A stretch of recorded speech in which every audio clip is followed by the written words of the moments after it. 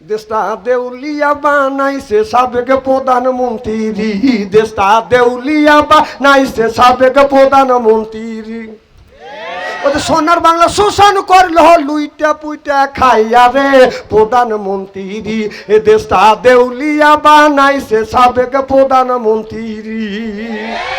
মৌলানা দেখিলে পারে বলছো রাজাকার, দাড়ি টুপি দেখলে তুমি বলছো মৌলবাদ। ও যে রাজাকারে চশমা পড়ে, রাজাকারে চশমা পড়ে করলি সর্বনাশ রে প্রধানমন্ত্রী। দেশটা দেউলিয়া বানাইছে সাবেক প্রধানমন্ত্রী, এ দেশটা দেউলিয়া বানাইছে সাবেক প্রধানমন্ত্রী। ও যে সোনার দেশটা শোষণ করলো, সোনার দেশটা শোষণ করলো লুইটা পুইটা খাইয়া রে প্রধানমন্ত্রী। কোথায় রইলো কামরুল ইসলাম, কোথায় কাদের কাকা, কই গেল সে ওই মহিলার শ্বেতাং শ্বেতাং কথা। কোথায় গেল কামরুল ইসলাম, কোথায় কাদের কাকা, কই গেল সে ওই মহিলার শ্বেতাং শ্বেতাং কথা। ও দলের মানুষকে বাসাইয়া, দলের মানুষকে ভাসাইয়া দিল্লি কইলা বাসারে প্রধানমন্ত্রী। দেশটা দেউলিয়া বানাইছে সাবেক প্রধানমন্ত্রী। বলেন না একটু, দেশটা দেউলিয়া বানাইছে সাবেক। সোনার বাংলা শোষণ করলো লুইটা পুইটা খাইয়া রে প্রধান, এই দেশটা দেউলিয়া বানাইছে সাবেক। 41 সাল পর্যন্ত ক্ষমতায় থাকিবে নমরুদের মতো দেশটা শাসন করিলে। 41 সাল পর্যন্ত ক্ষমতায় থাকিবে নমরুদের মতো দেশটা শাসন করিলে। ওই যে ছাত্রদের ওই হত্যা করে এত খুশি হইলা রে প্রধানমন্ত্রী। দেশটা দেউলিয়া বানাইছে সাবেক প্রধানমন্ত্রী, দেশটা দেউলিয়া বানাইছে সাবেক। কোথায় রইলেন কামরুল ইসলাম, কোথায় কাদের কাকা, কোথায় রইলেন কামরুল ইসলাম, কোথায় কাদের কাকা। ওই কোথায় রইল ওই মহিলার শ্বেতাং শ্বেতাং কথা। কোথায় রইলেন কামরুল ইসলাম, কোথায় কাদের কাকা, কোথায় গেল ওই মহিলার শ্বেতাং শ্বেতাং কথা। ওরে দলের মানুষকে বাসাইয়া দিল্লি করলে বাসারে প্রধানমন্ত্রী, এ দেশটা দেউলিয়া বানাইছে সাবেক। জোরকন ঠিক কিনে।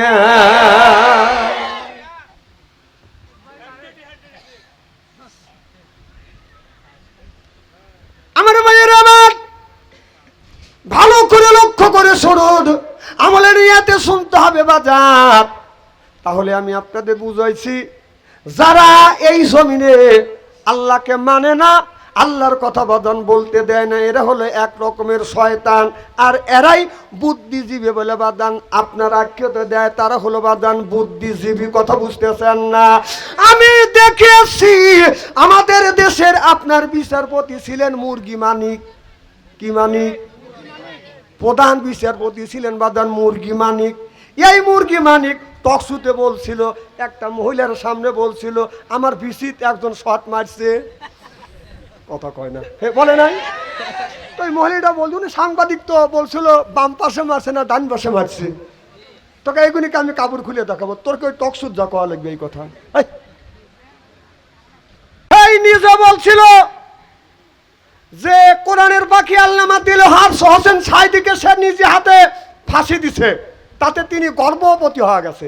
গর্ভবতী না, গর্ভবতী হয়েছে। কথা বুঝতেছেন না? আল্লাহর গজব পড়ছে। এই দিনই তো 7টা কলার পাতা শুয়ে আসিলি। না না, দাঁড়িয়ে লাগ দেখতে পারিস নেই, পলানের আগে দাড়ি মুখে রেখে কলার পাতা নিয়ে পালা বেড়াচ্ছিলি। আল্লাহ কই তো কলার পাতায় শোয়া পাবলিকের কাছে আপনার ধরা খাওয়াবো। এখন তোর কোন বাপও তো তোর পাশে দাঁড়াচ্ছে না। এখন বলতেছে আমি যা বলছি বুলে বলছি, আর কোনোদিন বলবো না। আর নাইরে বেল তোলা যায় না। তোর বিচার হবে এই বাংলাদেশে। ও 140 জন আলেমের তালিকাভুক্ত করেছিল, তোর তালিকা এখন আল্লাহ করে দিছে। কথা কম, তুমি আলেমদের ভিটে কাটতে চাইছো, তোর ভিটে আল্লাহ কাটিয়ে দিছে।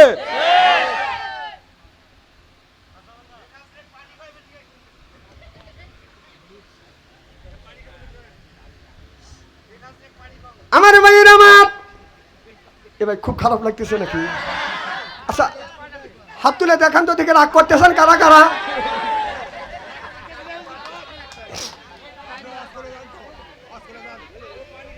আমার ভাইয়ের আমার এনেকে আজো বাজো কথা হয়েছে না, একটা কি বাজো কথা কইছি? বর্তমান প্রেক্ষাপট বলে আমার কথা বলেই লিখবে।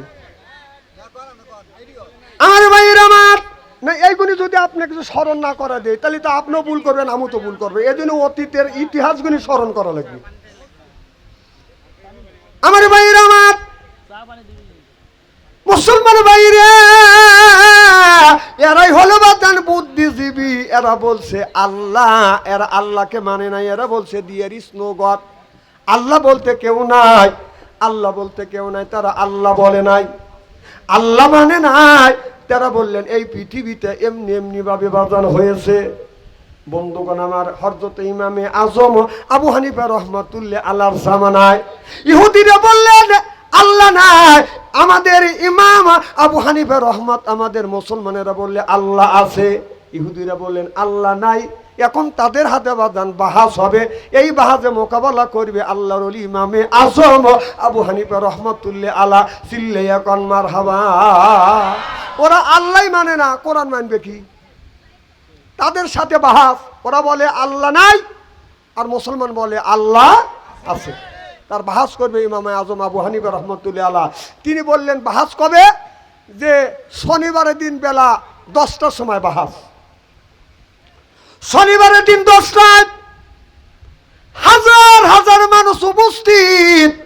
যে জায়গায় বাহাস হবে হাজার হাজার মানুষ উপস্থিত হয়ে গেছে। মুসলমান আর ইহুদিদের মধ্যে বাজান বাহাস হবে, কিন্তু আসবা বাহাস হবে 10টায়। একটা বাজে বাজান আপনার কোনো মানুষ বাজান আসে না। ইমামে আজম আবু হানিফা রহমাতুল্লাহ আল্লাহ বাজান যায় না। ইহুদিরা চিন্তা করলেন এবার মুসলমানের পরা যায় আর নাস্তিকদের বাজান জয়। এখন মিছিল বের করবে, বেলা 1টা বাজান পার দিয়ে গেছে। মিছিল বাজান এখন বের করবে, ধ্বনি দিবে। এমন সময় আল্লাহর ওলি ইমামে আজম আবু হানিফা রহমাতুল্লাহ আল্লাহ উপস্থিত হয়ে গেলেন। ইহুদির সর্দার বললেন আপনার আসার কথায় সকাল 10টায়, এখন দুপুর বাজে 1টা পার হয়ে গেছে। আপনার সাথে বহস করব কি? আপনার তো টাইমেরই তো জ্ঞান নাই, কি বহস করব আপনার সাথে? আল্লাহর ওলি বললেন বাবা আমি কি জন্য আসতে লেট হয়ে আছে এটা তো শুনবে। বলে হ্যাঁ তুমি বলো। আমি যখন আপনাদের এখানে 10টার সময় বহজে আসবো, আমি ঠিক 10টার সময় এই নদীর কিনারে আসছি। এসে দেখি পারাপারে কোনো ব্যবস্থা নাই, নৌকা নাই, নস নাই, বিল আপনার স্টিমার নাই, আমি পার হব কেমনে? আমি চিন্তা করলাম আল্লাহ এত বড় নদী আমি কেমনে পার হব? লক্ষ্য করে দেখলাম এমনি একটা গাছের ফল পইল। ওই ফলের থেকে আমি তাকিয়ে দেখলাম একটা আস্তে আস্তে গাছ হয়ে গেল, আস্ত বড় একটা গাছ হয়ে গেল। কোথার থেকে যেন করাত আসলো, গাছটাকে কেটে ফেললো। করা দিয়ে সিরে সিরে বাদান তক্তা, আমান আমান তক্তা বাদান বানাইলেন। আমান আমান তক্তা এক জায়গা হইয়া একের উপরে এক, আর একের উপরে এক, একের উপরে এক লাগতে লাগতে বিনে মিস্ত্রিতে একটা নৌকা তৈরি হয়ে গেল। এই নৌকা আস্তে আস্তে পানির মধ্যে বাদান ভেসে গেল। আর বিনে মাল্লায় বিনে মাঝিতে আমি এই নৌকা পার হয় এখানে আসছি। এই জন্য আসতে আমার লেট হয়ে গেছে। এখন ওরা বলতেছে, ইহুদিরা বলতেছে গাঞ্জা খাওয়ার অভ্যেস আছে। গাঞ্জা খাওয়ার যদি অভ্যাস না থাকে এত গাঁজাখুরি কথা বলতে পারে কিভাবে? হঠাৎ করে একটা গাছ তৈরি হয়, গাছটা বিনে মিস্ত্রিতে কাটা হয়, বিনে মিস্ত্রিতে তক্তা হয়, বিনে মিস্ত্রিতে আপনার নৌকা তৈরি হয়, তারপরে নৌকা ভাষ্য। আর বিনে মাঝি তার বিনে মাল্লায় নৌকা বাতাসে বাইটেলে যাইতে পারে, কিন্তু উচন ধরে বিনে মাঝিতে কেমন করে এই নৌকা বায়া আপনি চলে আসলেন? এটা গাঁজাখুরি কথা না। ইমামে আজম আবু হানিফা রহমতুল্লাহ আলা বললেন আমার বহস শেষ। তাহলে বিনে মিস্ত্রিতে যদি একটা নৌকা তৈরি না হয়, বিনে মিস্ত্রিতে যদি কাঠ না কাটা হয়, বিনে মিস্ত্রিতে যদি তক্তা যদি না হয়, বিনে মাটিতে যদি নৌকা যদি না চলে, বিশাল আসমান বিশাল জমিন কেমন করে বিনে মিস্ত্রিতে তৈরি হয়? এরা হলো বুদ্ধিজীবী। আর আদম আলাইহিস সালাম হলো জ্ঞানী। সুবহানাল্লাহ, একটু জোরে কর। আমার ভাইয়েরা, আমার অনেক ধরনের বুদ্ধিজীবী এসেছিল। এই 15 বছর আপনার এই দেশটা শাসন করছে, আর যদি 10 বছর শাসন করতে পারত, যেমন 41 সাল পর্যন্ত নিয়ত করেছিলেন, 41 সাল পর্যন্ত যদি আপনার ক্ষমতায় যদি থাকতে পারত, এই দেশের মানুষটাকে নাস্তিক বাদান বানিয়ে দিত। বলতে পারেন যে আওয়ামী লীগের কি নামাজি লোক নাই? না, ও নামাজ ইহুদিরা পড়ছে, এখনো ইহুদিরা নামাজ পড়ে। আওয়ামী লীগ নামাজ পড়ে না, আমি অস্বীকার করি। ইহুদিরা নামাজ পড়ে না, তারা কি আপনারা অস্বীকার করেন নাকি? ইহুদিরাও নামাজ পড়ে। আমার ভাইয়েরা, কারণ আমাদের দেশে ছেলে মেয়ে লেখাপড়া করিয়া আপনার সুশিক্ষা শিক্ষিত হবে সেই জিনিসটা নাই। আপনার দেখবেন বই পুস্তকের ভিতরে আপনারও কোনো সাহাবীর জীবনী নাই, একটা কোরআনের আয়াত নাই। এই পৃথিবীর মধ্যে আপনার কোন জায়গা বড় বড় মন্দির আছে সেই কথা বাদান আপনার তুলে ধরেছে বই পুস্তকের ভিতরে। ধরো কন ঠিক কিনে? বই পুস্তকের মধ্যে দিয়েছিলেন মানুষ বানর থেকে জন্ম। মানুষ বানর থেকে জন্ম না, তুই বানর থেকে জন্ম হবে। কতক্ষণ? মানুষ বানর থেকে জন্ম না, মানুষ জন্ম মানুষ থেকেই। সুবহানাল্লাহ, সরকার। আর বানর জন্ম বানর থেকেই। আর ওরা বানাতেছে আমাদের ছেলে মেয়েদের মগজটাকে গুরুয়া অন্যদিকে নিতে চায়। মানুষ কিন্তু তৈরি হয়েছে বানর থেকে। আগে কিন্তু বানরা ছিল। বানরা ছিল কেমন করে মানুষ হলো? কয় যে গাছের সাথে আপনার নেজটা গোস্তা নেজ উঠে গেছে, তারপরে বানর হয়েছে, মানুষ হয়েছে। চিন্তা করছে। আর এইরকম গাঁজাখুরি জিনিস বই পুস্তকের মধ্যে দিয়ে দেশের ছেলে মেয়েদের লেখাপড়া একবারে শেষ করে ফেলেছে। আমার ভাইয়েরা, এদিক তাকান। একবারই কি খারাপ নাকি? শোনেন, আলেম যতই কালো হোক, চেহারার দিকে চা থাকলে সগিরে গুনাহ মাফ করে দেখে। সুবহানাল্লাহ, একটা সরকার। এক নাস্তিক স্কুলের মধ্যে যাইয়া ছাত্রদের বলতেছে আল্লাহ বলতে কেউ নাই, দেয়ার ইজ নো গড। আপনার একটা ছাত্র যাইয়া প্রিন্সিপালকে ডেকে নিয়ে আসে, স্যার এই লোকটা যদি এই স্কুলের মধ্যে থাকে তাহলে সব মানুষের ছেলেদের মগজ ঘুরিয়ে ফেলবে। সে বলতেছে আল্লাহ বলতে কেউ নাই, এমনি এমনি দুনিয়া সৃষ্টি হয়েছে, মানুষ এমনি এমনি হয়েছে। এবার প্রিন্সিপাল সাপ এসে বলতেছে আপনি নাকি বলছেন আল্লাহ বলতে কেউ নাই? বলে হে বলেছে। বলেন বলেন আপনার আব্বাকে? তখন ওই লোকটা বলতেছে আমার আব্বা আছে, আমার মাও আছে। প্রিন্সিপাল সাপ বলতেছে ওই যে আপনার গেট দারোয়ান, যে গেটের দারোয়ান তালা খুলে দেয়, ওই মানুষটা নাকি তোমার আব্বা। তখন লোকটা সাইটিয়া উঠছে, ওই লোকটা কেন আমার আব্বা হবে? আমার আব্বা হলো সলিমউদ্দি। যে তোমার আব্বা সলিমউদ্দি, এই কথা কে বলছে? বলে আমার মা বলেছে। এবার প্রিন্সিপাল সাহেব বলে তোমার মা মহিলা মানুষ, সত্য বলতে পারে মিথ্যাও বলতে পারে। এই কথাটা যদি কোঠে ওঠে একজন মহিলার কথা, আপনার বিচারে রায় এবার আপনার দিতে পারে না। তোমার মা, তোমার আব্বা, তোমার মা তোমাকে বলেছে সলিমউদ্দি তোমার আব্বা, তোমার মা একা বলছে আর তাকে তুমি আব্বা বলে স্বীকার করলে। আর লক্ষ লক্ষ নবী রাসূল বলেছে আল্লাহ এক, তোমার কি এইটা তুমি মেনে নিতে পারো না? না না, মা বললো যে সলিমউদ্দি তোমার আব্বা, এইটা তুমি মানে নিলে। আর 1,24,000 পয়গম্বর বললো আল্লাহ এক, এইটা তুমি মানে নিতে পারো না। সুবহানাল্লাহ, একটু জোরে বলো। কিভাবে বুঝতে ছাত্রদের যে আল্লাহ বলতে কেউ নাই? তো এক ছাত্র চালাক যা বলতেছে সাত, আল্লাহ তো বলছে কুল, সূরা ইখলাসের মধ্যে বলেছে কুল হু আল্লাহু আহাদ। সুবহানাল্লাহ, একটু জোরে বলো। তে আল্লাহ সূরা ইখলাসের মধ্যে আল্লাহ এক বলে ঘোষণা করেছেন, আর আপনি আল্লাহকে মানেন না। কয় যারে দেখি নেই নয়নে তারে বুঝিব কেমনি? আল্লাহ নাই, আল্লাহ যদি থাকে আল্লাহ দেখাও। এই রকম যদি প্রশ্ন কেউ করিয়ে ফেলে আপনারা কি উত্তর দিবেন কোন? আর তো আপনারা দেখাতেও পারবেন না উত্তর দিতেও। কথা কয় না, পারবো? আমি আপনাদের বুদ্ধি শিখে দিই। ওই ছাত্র বলল, স্যার আপনি কি জীবিত না মৃত? এবার ওনা বলছে আমি জীবিত। আপনি যে জীবিত তার কি প্রমাণ আছে? কয় আমার ভিতরে আত্মা আছে, রুহু আছে। কথা বুঝতেছেন না? কয় আপনার ভিতরে আত্মা আছে, রুহু যদি থাকে তাহলে রুহুটা আপনি একটু বের করেন, টেবিলের উপরে রেখে দেন, আপনিও দেখেন, আমিও দেখি রুহুটা কেমন দেখা যায়। এবার স্যার বলতেছে আত্মাটাকে দেখান যায় না, আত্মা বের করা যায় না, আত্মা দেখান যায় না। এবার ওই ছাত্র বলে, স্যার আপনার 3.5 হাত বডির মধ্যে থেকে আপনার আত্মাটাকে বের করতে পারতেছেন না, আত্মাকে দেখাইতে পারতেছেন না, আপনিও দেখতেছেন না, তাহলে যে আল্লাহর কথা বলতেছেন আল্লাহকে দেখি নেই তাকে বসবো না, আমার আল্লাহকেও কোনোদিন দেখা যায় না। চিল্লাইয়া কোন সুবহানাল্লাহ, নারে তাকবীর।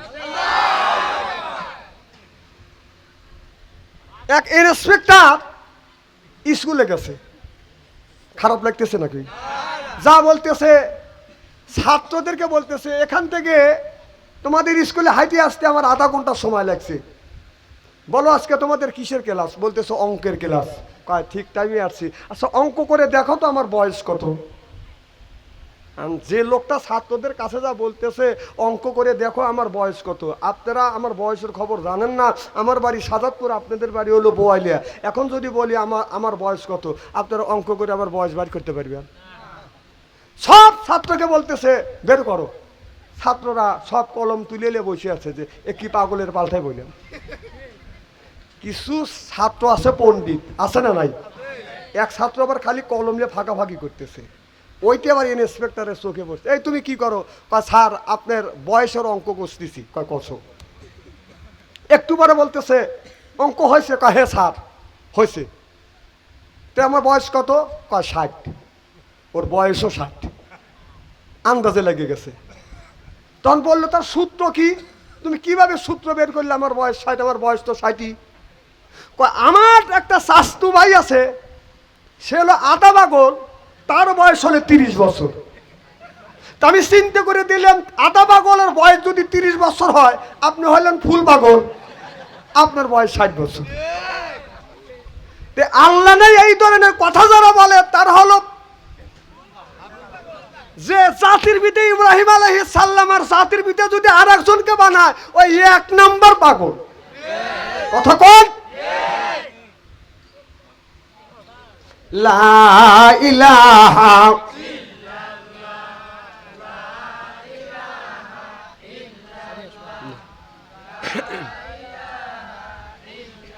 এই কলে মার বান্ধব বেলা কাজে লাগবে মরণ বেলা। এই কলে মার রৌশনীতে কবর হবে তোমার উজালা। লা ইলাহা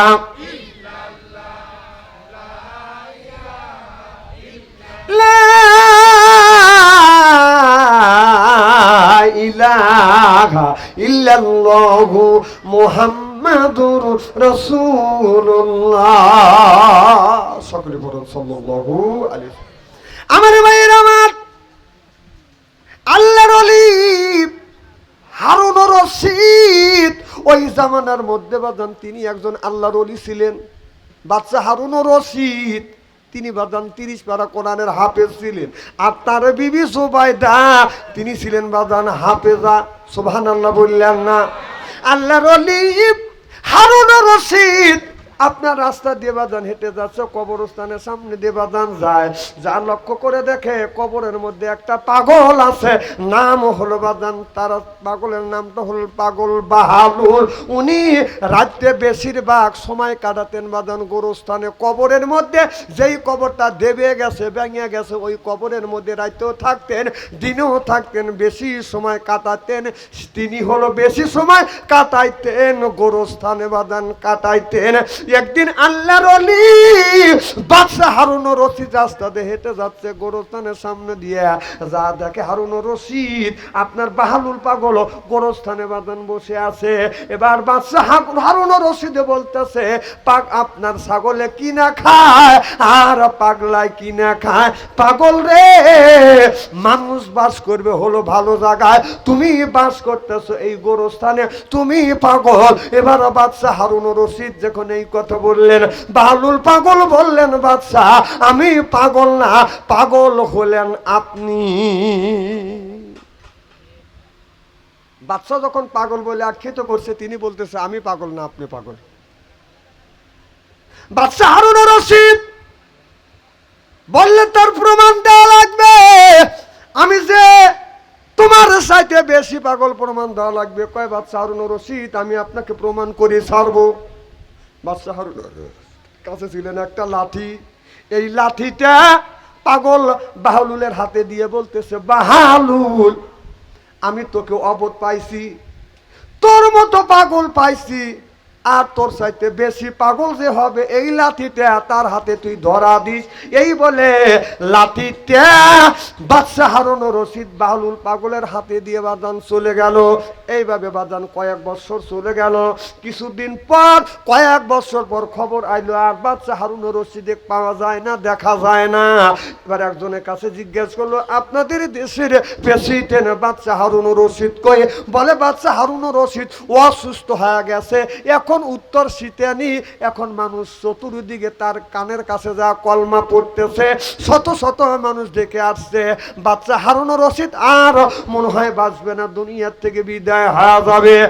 এই কথা শুনিয়ে বাদশাহ বাহলুল পাগল ওই লাঠিটা হাতে নিয়ে বাদশাহ হারুন রশিদের কাছে যাইয়া সালাম দিচ্ছে, আসসালামু আলাইকুম। ও বাদশাহ হারুন রশিদ আমার সালাম লেন। বাদশাহ হারুন রশিদ তখন মনে মনে বলতেছে, মরার আগে পাগল আইসা দাঁড়াইছে। কথা বুঝতেছে না? হারুন রশিদ চিন্তা করতে, আমি মারা যাবো আর আবার এই পাগলের পাল্টা পড়ে গেলাম। এবার অনেক লোক চতুর্দিকে বসে আছে, দাঁড়া আছে। বাদশাহ হারুন রশিদ এখন দুনিয়ার থেকে বাজান বিদায় হয়ে যাবে। এবার বলতেছে, বাদশাহ হারুন রশিদ আপনার কেমন লাগে? বাদশাহ পাগল বাহলুল যখন বললেন, বাদশাহ হারুন রশিদ আপনার কেমন লাগে? বাদশাহ হারুন রশিদ বলে, এ পাগল রে, আর আমার সাথে মস্কারি করিস না, আমি এখনো বিদায়ের পথে। কয় কোন পথে যাবেন, কোন জায়গা যাবেন? কয় কবর দেশে। এবার পাগল বাহলুল বললেন, বাদশাহ হারুন রশিদ আপনি যেই দেশে যাবেন, আপনি যখন সুস্থ ছিলেন যেই দেশে আপনি যাইতেন, যাওয়ার আগে ওই জায়গাটা আপনি পরীক্ষা নিরীক্ষা করতেন। এরপরে রাস্তায় রাস্তায় আপনার মোড়ে মোড়ে 10টা আপনার বিডিআর থাকতো, এরপরে আর্মি থাকতো, পুলিশ থাকতো। এখান থেকে আপনার সিরাজগঞ্জ পর্যন্ত পুলিশ দিয়ে বাজানো পাহারা দিয়ে রাখছে, কারণ প্রেসিডেন্টে যাচ্ছে। জোরকন ঠিক কিনে? আমাদের সাবেক প্রধানমন্ত্রী যদি কোনোদিন এই দেশে সিরাজগঞ্জ আসছে, ঢাকা থেকে সিরাজগঞ্জ পর্যন্ত পুলিশ পাহারা দিয়ে রাখছে, মানে জনগণের এতই উপকার করছে, জানে যে যদি ফাঁকা পায়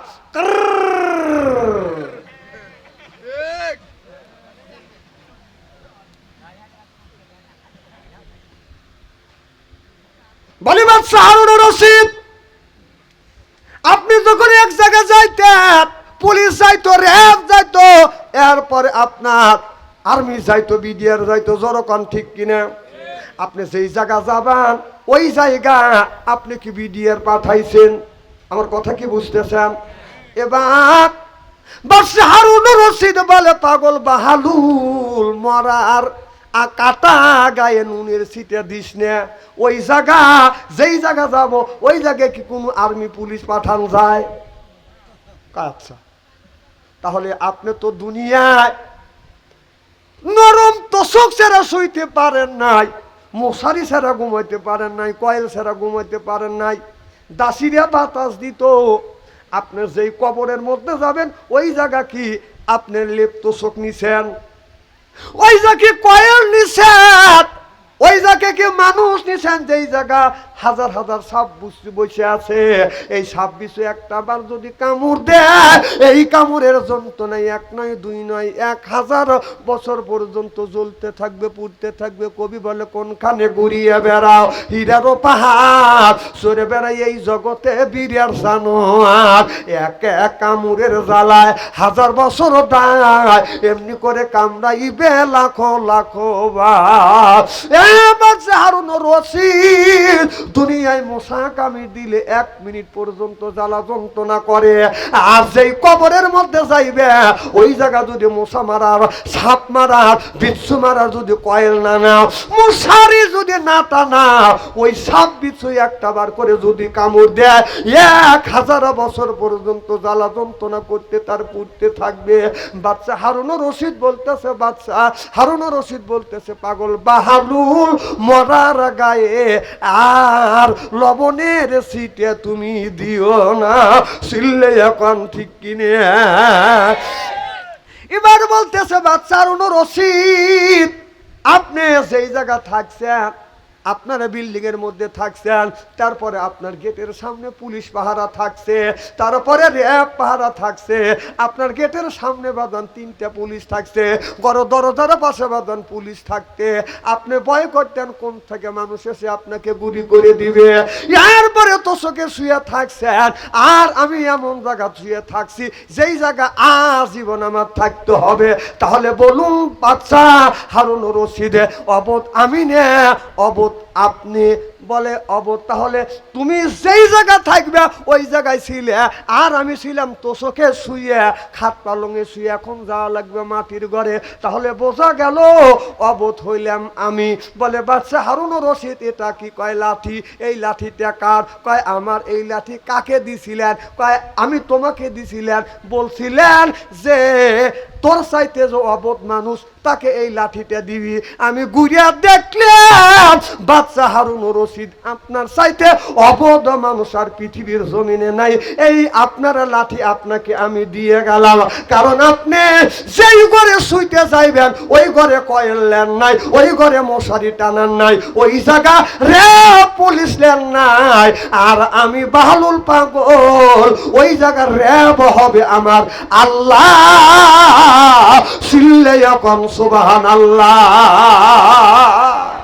আমি সেই আল্লাহর ইবাদত করছি, আর ওই আল্লাহ যদি আমার উপরে রাজি খুশি থাকে, আমার র্যাব পুলিশ আমার আল্লাহ। সুবহানাল্লাহ একটু জোরে কর। ওয়াজ কি খুব খারাপ লাগতেছে ভাই?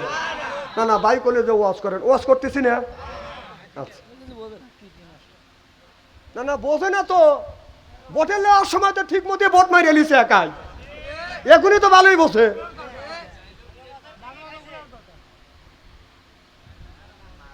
না না কোরআন হাদিস বলছে না, একজন সিল মারবে গাছে, তাক বলতেছে সিল মারলে আমার চোখের সামনে এখানে মার, তা কোন জায়গা কানুন ওই নৌকোয় মার যদি বেচতে যাবে চাই, বলছিল না? তাই এটা এই নৌকা সেই নৌকাটা নুহু নবীর নৌকাতে, নৌকো থেকে পালালি কে?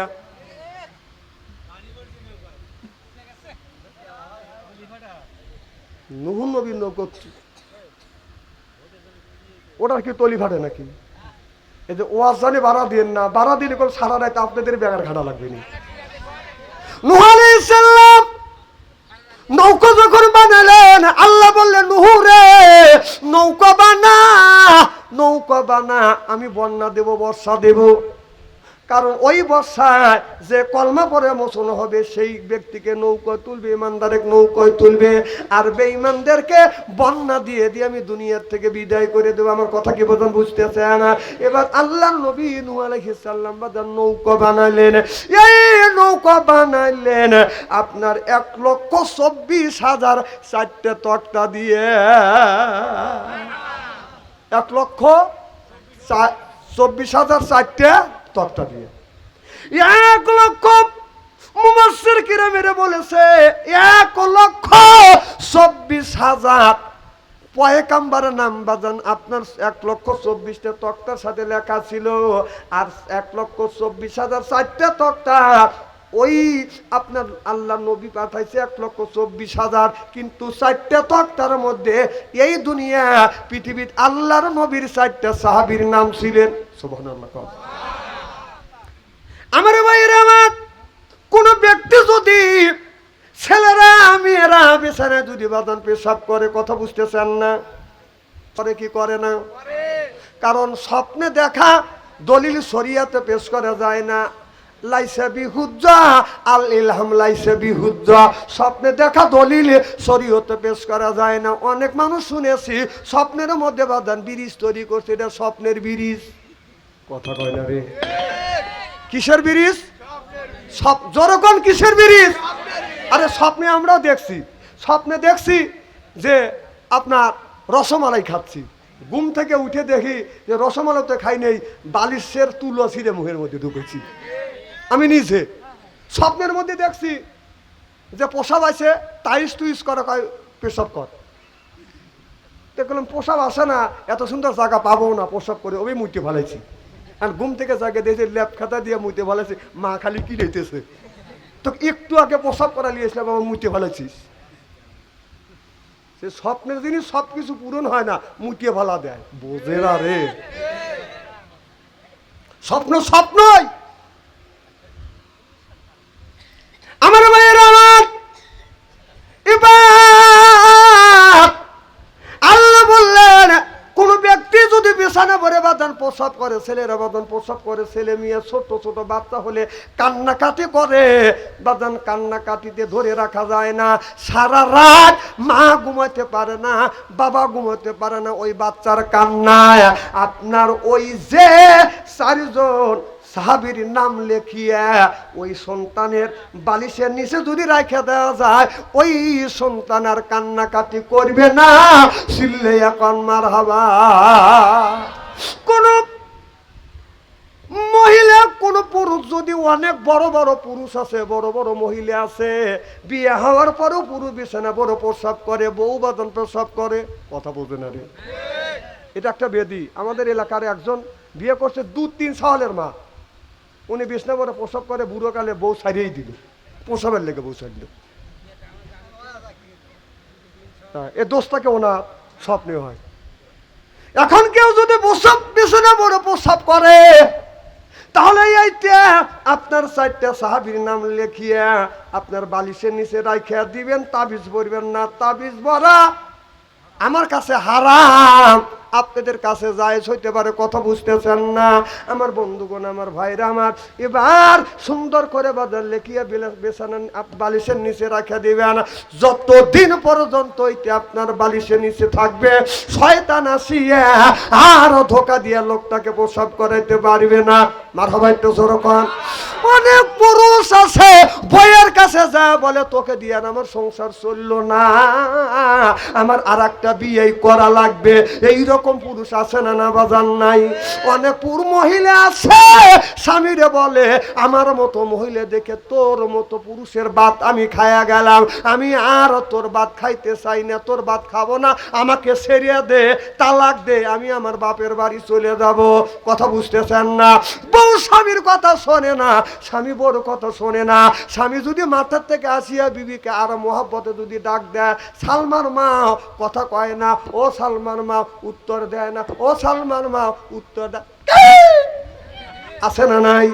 স্বামী স্ত্রীর মধ্যে যদি দ্বন্দ্ব হয়, যদি মহব্বত না থাকে, 4 সাহাবীর নাম লেখিয়ে বালিশের নিচে রেখে দিবেন। আল্লাহর কসম, স্বামী স্ত্রীর ভিতরে মহব্বত পয়দা হয়ে যাবে। সিল্লা সিল্লা কন মারহাবা।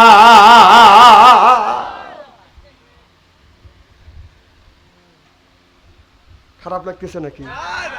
ওই ওয়াজ আমি করবো না। কোন পারামানের বন্ধু রে দেখতে আমার কেমন সানো লাগে। বাবু উঠে গেছে, এনে আল্লাহ নাম নেই, কিছুই নেই। ওই সমস্ত বক্তার ওয়াজ এখন শেষ। তোর বাপ আসলে আর তোর মা আসলে ওই ওয়াজ করে গেছে। এখন যদি কোরআন বাংলাদেশে যদি ওয়াজ করতে হয়, কোরআন আর হাদিস দিয়ে ওয়াজ করা লাগবে। কথা বল। মাজারের ওয়াজের দিন চলে গেছে। মহিলা মানুষের ওড়না দিয়ে পাগড়ি বানায়, চিন্তা করছে? এখন মহিলা মানুষের ওড়না দিয়ে পাগড়ি বেঁধে স্টেজে উঠিস, সাইজ করে ভালো।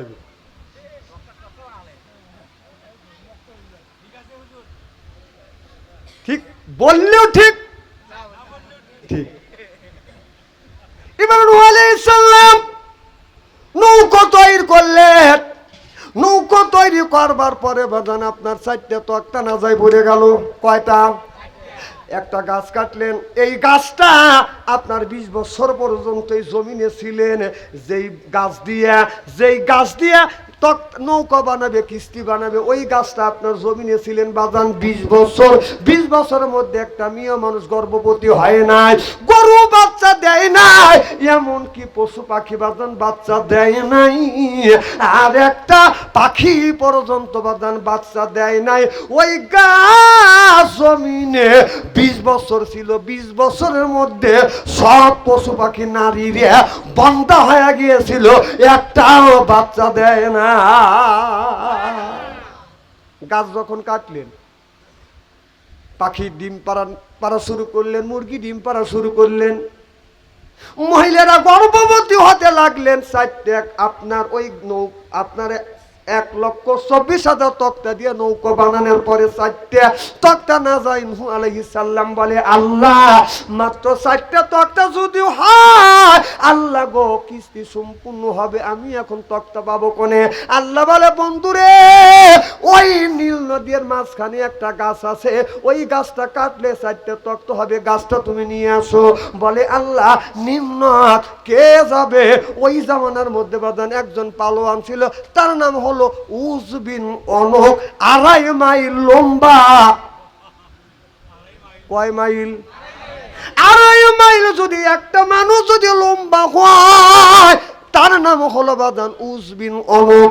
আপনার 2.5 মাইল যদি বাদান লম্বা হয়, এই 2.5 মাইল লম্বা লোকটা যদি হয়, তার দাঁত হবে কয় হাত? আপনি কত? আর কথা কবি নি? 5 হাত? 5 হাত। 2.5 মাইল যদি লম্বা হয়, আপনি একটু হিসাব করেন, আপনি 3.5 হাত মানুষ, কিন্তু দাঁত কিন্তু আপনার পড়ায় 2 ইঞ্চির কাছাকাছি। কথা কয় না? তাহলে আপনি দিয়ে আমাকে দিয়ে আপনি অনুমান করেন, একটা মানুষ যদি 2.5 মাইল লম্বা হয়, দাঁত কেমন করে 5 হাত হইতে পারে? এখন কয় বড়, বিপদে পড়ে গেছে, বড় 1 মাইল। 2.5 মাইল যদি লম্বা হয়, আপনার দাঁতটা হবে বাজাল কম করে হলে বাজান 1 মাইল। এই উসবিন পালোয়ান সকালে নাস্তা করত আপনার 450 রুটি দিয়ে। আপনার এবার নূহ আলাইহিস সালাম উসবিন অনকের কাছে যা বললেন, উসবিন অনক, আমার ওই নীলনদ থেকে আমার ওই গাছ আর এনে দিতে হবে। বলে, গাছ আমি এনে দিতে পারি, তবে আমি যতদিন ধরে জন্মগ্রহণ করেছি সকালবেলা নাস্তা করি 400টা রুটি দিয়ে, আমি জীবনে পেট ভরে উদর ভরে খাবার খাইতে পারি না। আমাকে যদি 1 পেট খাবার খাওয়াইতে পারো, তাহলে আমি তোমাকে ওই গাছটা আইনে দিব। কারণ একটা লোক যদি পেট ভরে না খাইতে পারে, ওই লোকটার কেমন লাগে? কথা কন। এই যে আয়না গড় নামে একটা গড় বানাইছিলেন একজন ব্যক্তি, বললেন আমি 3 মাস 6 মাস ছিল আয়না ঘরের মধ্যে আটক ছিল, বন্দি ছিল 3 মাস আয়না ঘরের মধ্যে, বাদন শুতে দেয় নাই। এই রকম করে হ্যান্ডকাপ দিয়ে রাখছে, পায়ে হ্যান্ডকাপ, হাতও হ্যান্ডকাপ, চোখটা বাদান বান্দা। খাবারের সময় চোখটা খুলে দেয় না, দিন কি রাত একটা আপনাকে মাথার মধ্যে ঢুকাচ্ছেন। কি দূর অবস্থা ওই লোকগুলির গেছে। ওই লোকটাকে যখন বলল আপনাকে মেরে ফেলা হবে, হত্যা করা হবে, লোকটা চোখের পানি পেরেছিল, ফেলে কেঁদেছিল আর বলছিল আমাকে মেরে ফেলেন, দুঃখ নাই, তবে আপনাদের কাছে অনুরোধ, আমার মৃত্যুর আগে 10 মিনিট আমাকে টান হয়ে শুইতে দেন। কথা কি চিন্তা করতেছেন? মাথার মধ্যে ঢুকান যে কোন পর্যায়ে গেলে লোকটা মৃত্যুর আছে, কিন্তু মৃত্যুর আগে আপনার জীবন দেওয়ার আগে 10 মিনিট আরামে টান হয়ে 10 মিনিট শুয়ে থাকতে চায়। তাহলে কত কষ্ট রাখছে এই ডাইনি। কথা কয় না? আমার মনে হয় আমি এই সরকারকে বলবো, যেরকম আয়না ঘরের ভিতরে এদেরকে কষ্ট দিয়েছে, এদেরকে ভারত থেকে নিয়েছে, আয়না ঘরের মধ্যে রেখে এই রকম শাস্তি দেওয়া দরকার। জনগণ ঠিক কিনা?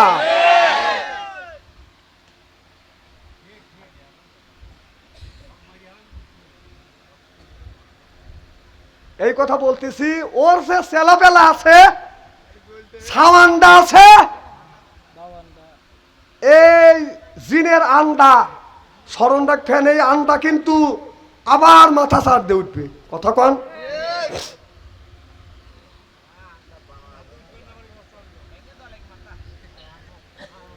আমার ভাইয়ের আমার, তাহলে একটা লোক জীবনে যদি পেট ভরে না খাবার খায়, আমার কথা কি বুঝতে স্যার? এ ভাই খারাপ লাগতেছে না? ওই যে ওই ভাই যেন কলেজে ওয়াজ করেন, খারাপ লাগতেছে? দেন আমি মিল করে কথা বলছি। আচ্ছা, কি যেন বলতেছিলেন? না না, আমি যে আপনাদের মাঝে মধ্যে বলতেছি যে কি বলতেছিলাম, কারণ এই কথা আমি বলিনি। আল্লাহ রাসূল 1450 বছর আগে সাহাবীদের সামনে যখন কথা বলতেছিলেন, আল্লাহ নবী মাঝে মধ্যে বলতেন যে বলো তো আমি কি বলছি। এর মানে হলো এই কথাটা যেন সাহাবীদের অন্তরের মধ্যে ঢুকে যায়, এই জন্য রসুল বলেছিল। রসুল বলছে দেখে আমি বলি, রসুল যদি না বলতো আমি বলতাম না। রাগ করেন কে? রসুল বলছে তাই বলছি, রসুল যদি না বলতো আল্লাহর কসম আমি এই কথা বলতাম না। আমার ভাইয়ের আমার, উসমান লোক বললেন আমার জীবনে কোনোদিন পেট ভরে খাবার খাই না, আমাকে পেট ভরে খাবার দিতে হবে, গাছ এনে দেবো। গাছ এনে দাও। গাছ এনে দিছে। উসমান বলল তাহলে আমাকে খাবার দাও, জীবনে পেট ভরে খাবার খাই নাই। এবার হযরতে নূহ আলাইহিস সালাম একটা মাত্র রুটি নিয়ে উসমানের সামনে দিছে, এই যে রুটি খাও। বলে হুজুর এটা কি? কয় রুটি। কয় কি করব? কয় শুরু করো। কি শুরু করব? একখান কেন? সকালবেলা নাস্তা করতে আমার 400টা রুটি লাগে, আর একটা রুটি দিছেন, আমার দাঁতের ফাঁসাই তো বন্ধ হবে না। কথা কয় না?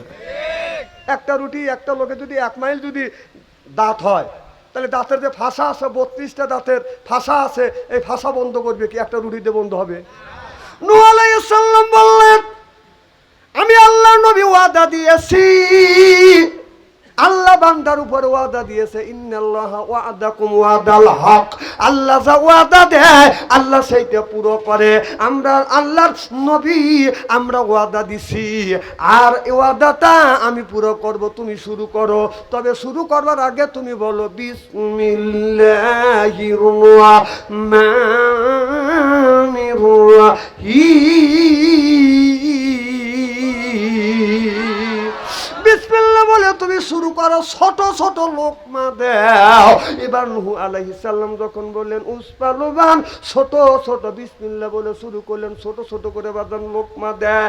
খাইতে খাইতে খাইতে খাইতে রুটির 3 ভাগের 1 ভাগ খাইছে, পরিপূর্ণ পেট ভরে গেছে।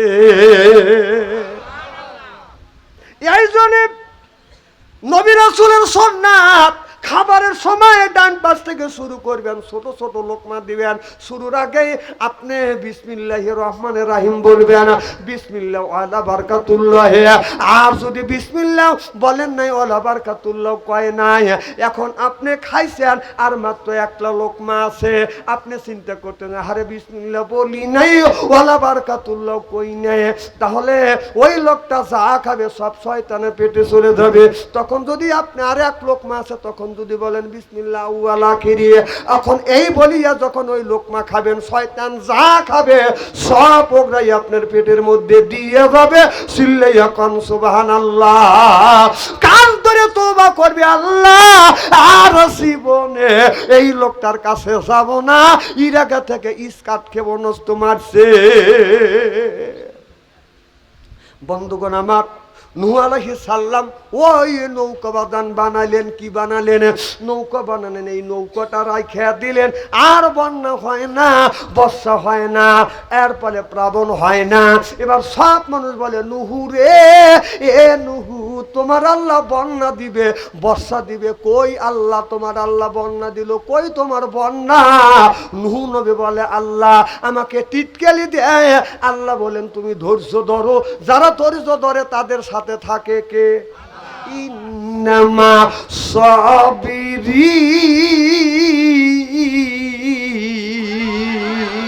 যারা ধৈর্য ধরে, ধৈর্য ধারণ যারা করে, তাদের সাথে কে থাকে?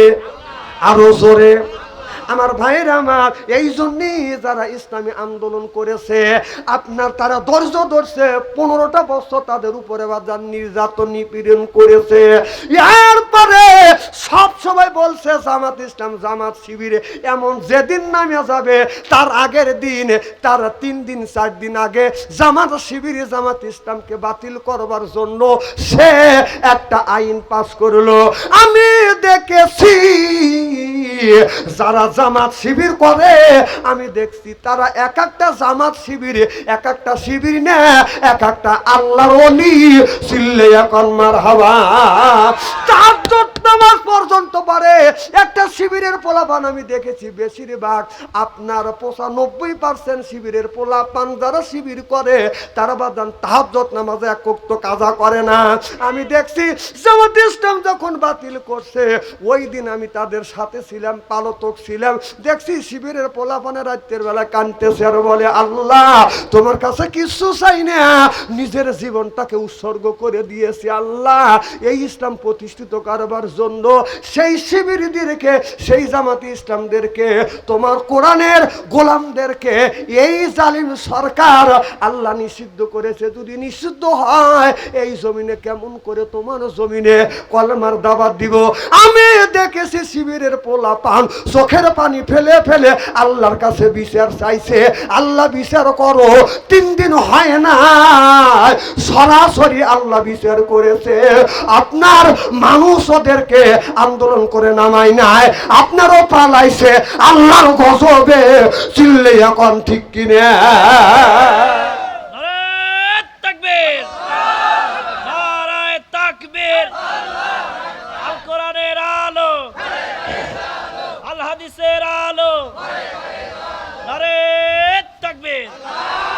এটা নগদ প্রমাণ আমি দেখলাম। দোয়া করার সাথে সাথে 3 দিনও কত হয় নাই, ও দুনিয়ার থেকে বিদায় হয়ে গেছে। আপনার যারা ইসলামী আন্দোলন করেছিল তারা সেই শিবিরের পোলাপান কেঁদেছিল আর বলছিল, আল্লাহ আমাদের যদি নিষিদ্ধ করা হয়, আমাদের যদি মারা হয়, তোমার জমিনে কলেমার দাওয়াত দিবে কে? আল্লাহ আমরা যদি নিষিদ্ধ হই, তোমার কোরআন যদি সত্য হয়, ওকে তুমি বাংলাদেশ থেকে বিদায় করে দাও, নিষিদ্ধ করে দাও। আল্লাহ দোয়া কবুল করিয়া ওকে বাংলাদেশ থেকে বিদায় করে দিয়েছে। আবু জেহেল যখন ওহুদের ময়দানে, বদরের ময়দানে যখন যাবে, খানায় কাবার গেলাপ ধরে বলেছিল, আল্লাহ যে হক তাকে বিজয় দিও, বাতিলকে তুমি ধ্বংস করে দিও। আল্লাহ কয়, আবু জেহেল তোর দোয়া আমি কবুল করলাম। সুবহানাল্লাহ, একটু জোরে কর। নবী ছিল হক, নবীর বিজয় হয়েছে, আবু জেহেল ছিল বাতিল, ওকে শেষ করে দেওয়া হয়েছে। ঠিক আমি নিজে দেখেছি। তার আগের দিন ছাত্ররা কেঁদেছে, আল্লাহর কাছে বলেছে, আল্লাহ যদি আমরা হক থাকি তাহলে আমাদের জমিনে টেকে রাখো, আরো যদি বাতিল হয় ওকে দেশ থেকে বিদায় করে দাও। ঠিক আল্লাহ দোয়া কবুল করছে। ওরা হক, ইসলামী দল যা আন্দোলন করেছে ওরা হক, ওরা টিকে আছে। বাতিল মামুর বাড়ি চলে গেছে।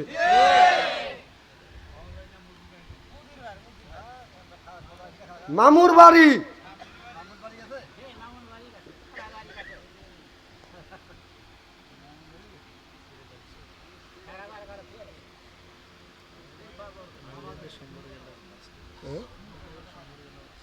আমার ভাইয়ের আমার, ভালো করে লক্ষ্য করে শুনুন। মা বোনদের বলবো, মা ভালো করে লক্ষ্য করে শুনুন, আমলে নিয়তে বদন শুনতে হবে। তাহলে আমি বলতেছিলাম, আপনার অনেক মহিলা আছে স্বামী কথা বদন শোনে না, কথা বুঝতেছেন না। আপনার এই 4টা সাহাবীর নাম বাজান লিখে রাখিয়া দিবেন। বালিশের নিচে রাখার পরে দেখবেন স্বামী স্ত্রীর ভিতরে মহব্বত পয়দা হয়ে যাবে। স্বামী কষ্ট দিবে না বিবিকে, বিবিও স্বামীকে বাজান কোনোদিন কষ্ট দিবে না। অনেক ছেলে মেয়ে আছে বাজানা নামাজও পড়ে, এরপরে বাজান গান বাজনা বাজায়। আমাদের সমাজের মধ্যে বিয়ার আগের দিন আপনার সুন্নতে খাতনা হলে এরপরে বাজান হালাল জিনিস হারাম করে বাজান আপনার বক্স বাজাইয়া জোরকন ঠিক কিনে। বিয়ে হলো হালাল না হারাম? জোরে কোন। হালাল বিয়া হারাম করবার জন্য বাড়িতে বাজান বক্স বাজায়। সুন্নাতে খাতনা দেওয়া কি সুন্নাত? জোরে কোন কি সুন্নাত? এটা হালাল না হারাম? এটা হালাল। হালাল জিনিস হারাম করবার জন্য বাজান বক্স বাজায়। এক জাতীয় শয়তান এসে বাজান পাম দেয়। আপনার যার দ্বারায় বাড়ির মানুষ কথা শুনবে, ওই শয়তান এসে কাউরে ধরবে না, নরমে ধরবে না, যে বাড়ির মাথা তাক যায় শয়তান বলবে বক্স নিয়ে যেন জিনিসটা হারাম হয়। কথা বুঝতেছেন না? ওই বাড়িতে মাসে মাসে আমাদের দেশে এমনও বাড়ি আছে কেউ আপনার সুন্নাতে খাতনাতে বক্স বাজায়, কেউ আবার বিয়ে বাড়িতে বক্স বাজায়, কেউ আবার জন্মদিনে বাজান বক্স বাজায়। কিছু মানুষ আছে প্রত্যেক মাসে মাসে এমনি বক্স বাজায়।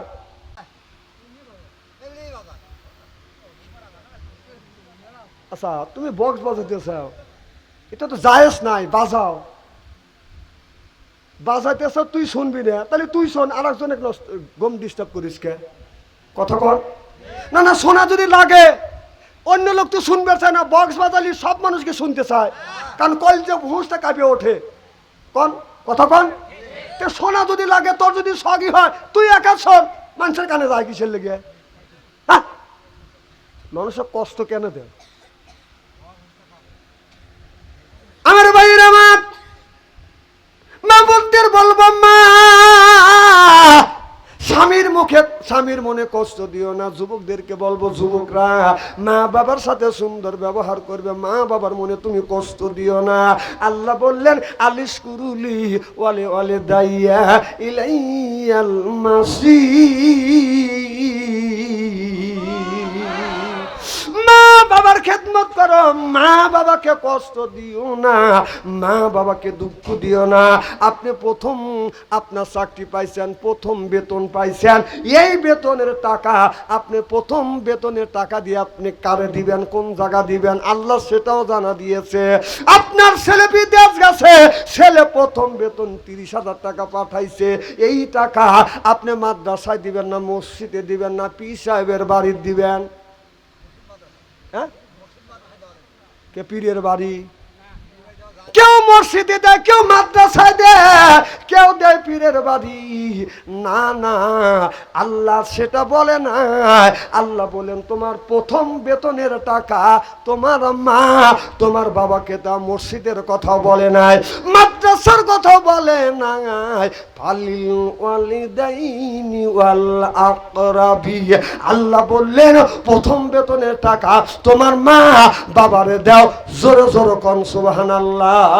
তারপরে আপনি মসজিদে দেন, মাদ্রাসায় দেন, আমার কোনো দুঃখ নাই, পীরে দেন। আচ্ছা, এই যে ফেনীতে বন্যা হচ্ছে, আপনারা শুনছেন না দেখছেন? শুনছেন, দেখছেন, সহযোগিতা করছেন কিনে? আমার মনে হয় বাংলাদেশের খালি এক দল বাদ দিয়ে সব মানুষ টাকা দান করছে। কথা কয় না? একদল বসে তারা চাইতেছে যে বন্যা খালি ওই 13 জেলা 12 জেলা হইলো কেন, সারা বাংলাদেশ ডুবে যাক। কথা কন। খালি এক দল বাদ দিয়ে বাংলাদেশে যতগুলি দল আছে 10 টাকা 5 টাকা হলেও দিছে। কথা কন। ওই এক দল, আর আরেকটা দল হলো পীর বাবা। একটা পীর বাবা দেখলাম না যে ওরস হলে, মৌলানা সাহেব, ওরস হলে গরু লেয়, মুরগি লেয়, ছাগল লেয়, বকরি লেয়, নিয়ে পীর বাবা খায়া পেটটা বানাইছে। কি দেখছেন? একটা পীরেকে দেখলাম না, সে একটা পীর টাকা লিয়ে যা আপনার ওখানে সাহায্য করছে, সহযোগিতা করছে। একটা পীর দেখছেন খালি গরু খাইছে আর খাওয়ার জন্য বসে আছে, আর পাবলিক পাগল, খালি বাবার বাড়ি নিয়ে সব দেয়। আল্লাহর কসম করে বলতেছি, বাবা যা খাইছে, যা দিছে, বাবার বাড়ি দান তো করছেন, ভালো কথা, সব তো দূরের কথা, কিয়ামতের ময়দানে সৈন্য। কথা কর। পীর পাম দেয় কি তা জানেন? আমার ওরসে একটা গরু দিয়ে দিবি, বেহেশতে নিয়ে যাবো আমি। নাউজুবিল্লাহ, বাড়ির যখন জোরকন একজন ভক্ত পীরেক দিছে হলো গরু, যে হুজুর আপনার ওর সাথে গরু দিছি, এখন নামাজ কালাম জিকির আজগার কি করবো? এই জিকির আজগার কিসে?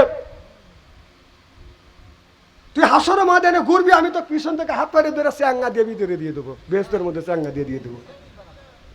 কারণ মুরিদ কয় যে জীবনে বহুত পীর দেখছি, সব পীর বলে সাপত করে আল্লাহ বেহেশতে দিবে, আর হুজুর নাকি চ্যাঙ্গা দিয়ে দিবে।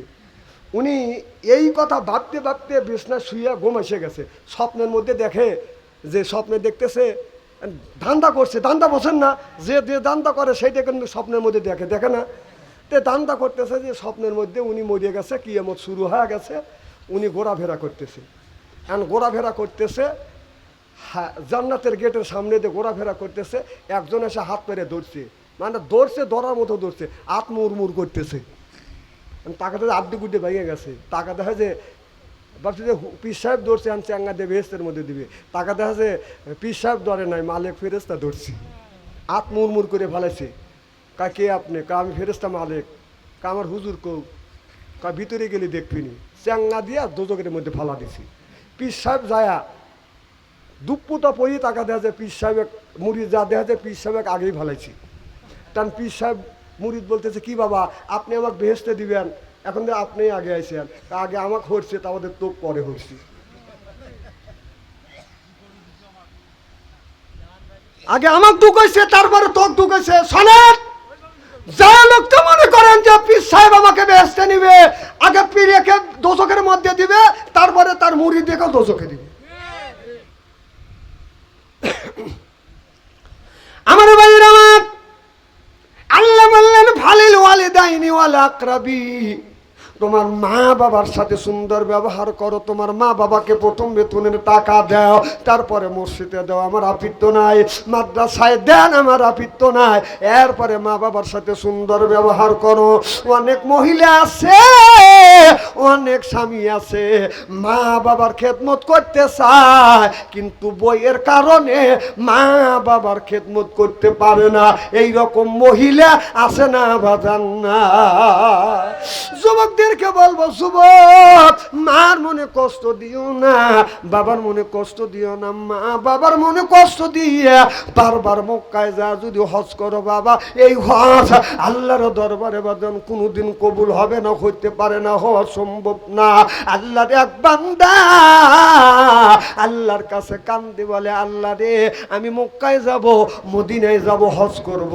মক্কা মদিনায় যাবে, হজ করবে, বাজান হজের টাকা বাজান জমা হয়ে গেছে, এখন হজে যাবে। মার কাছে বলে, ও গো মা আমি হজে যাব, মা আমাকে বিদায় দাও। মা বলো, বেটা রে তুই হজে যাইস না, তুই হজে যাস না বেটা, আমি তোমার মা তোমাকে নিষেধ করলাম। এবার ছেলেটা বলে, মা হজ করা আল্লাহর হুকুম, আমি হজে যাব, তুমি কেন নিষেধ করতেছ গো মা? মা রে আমি তোমার নিষেধ শুনবো না। এবার ছেলেটা মাকে না বলে বাদন হজে গেছে।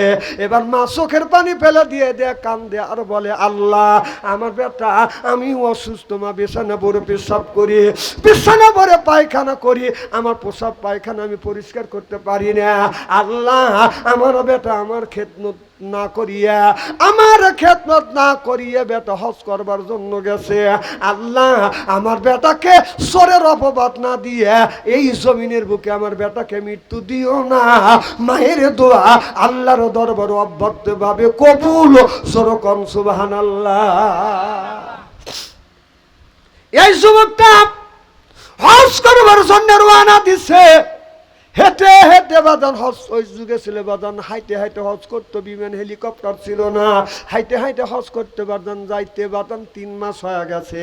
এখন কিছু দূর হাইটে যায়, আপনার 10-15 মাইল হাইটে যায়, একটা মসজিদ পায়, ওই মসজিদের মধ্যে বাদান শুয়ে থাকে। ওই জামানার মসজিদে তো বাদান তখন বাদান বিল্ডিং ছিল না, খড়কুটো দিয়ে বাদান সোলার, পাটের সোলা দিয়ে বাদান বেড়া দিত, কথা বুঝতেছেন না? সন দিয়ে বন দিয়ে বেড়া দিত, দরজা থাকতো, জানলা নাই, জানলা নাই, জানলা আছে তার দরজা নাই, কথা বুঝতেছেন না? ওই মসজিদের মধ্যে বাজান শুয়ে আছে।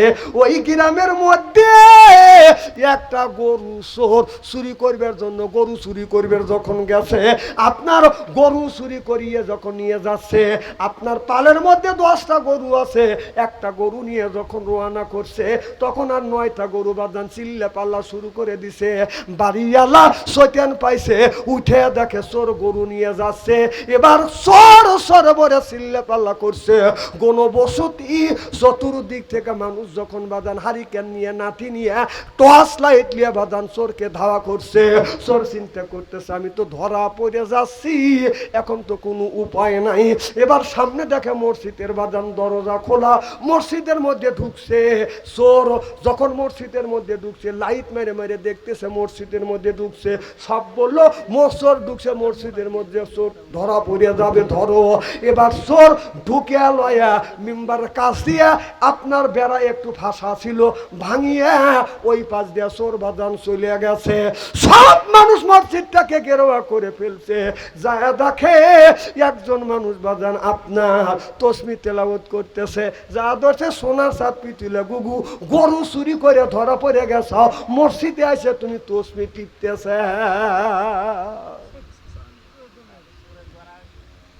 আমার ভাইয়ের আমার এবার যখন বলছে তুই কেন ঘরে চুরি করে গেছিলি চল, এই বলে উদ্যম মাধ্যম কিছু দিছে, কথা বুঝতেছেন না। দেওয়ার পরে বলতেছে ভাই আমাকে মাইরেন না, আমি চোর না। কয় চোরও ধরা পড়লে সেও বলে আমি চোর না, এমন মারা মারছে।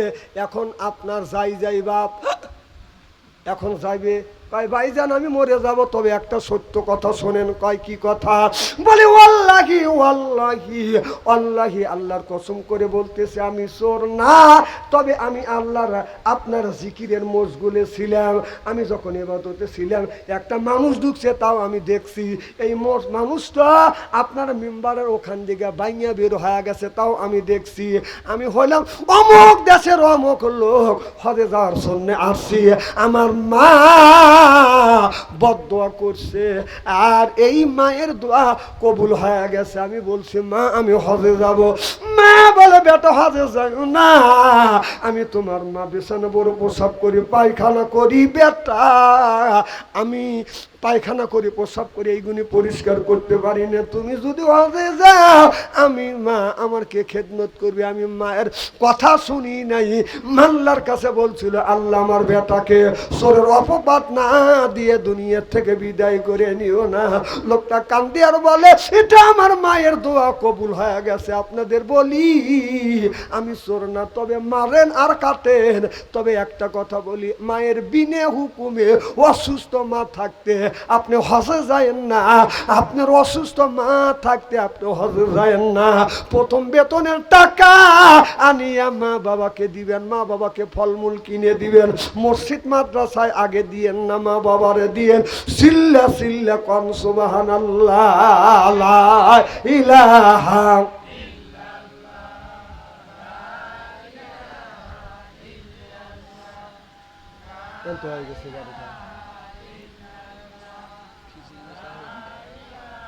কত দূর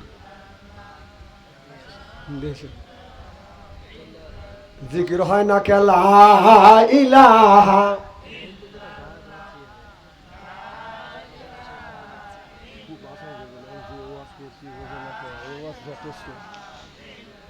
লা ইলাহা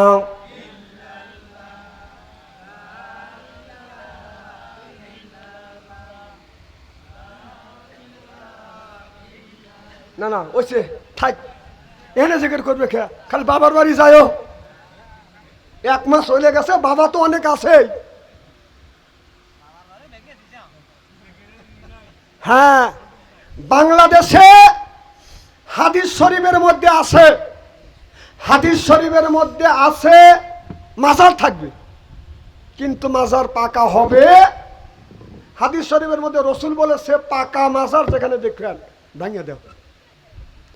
আর কিছু বন্ড পীর সাহেবগারে মাথা খারাপ হয়ে গেছে যে মাজার যদি কেউ ভাঙে, ভাঙা তো ধরে গেছে, মাজার যদি ভাঙে আবার ইটের মাজার ভাঙলে পাথর দিয়ে মাজার করবে। দেন কি মাজার পুজোরি!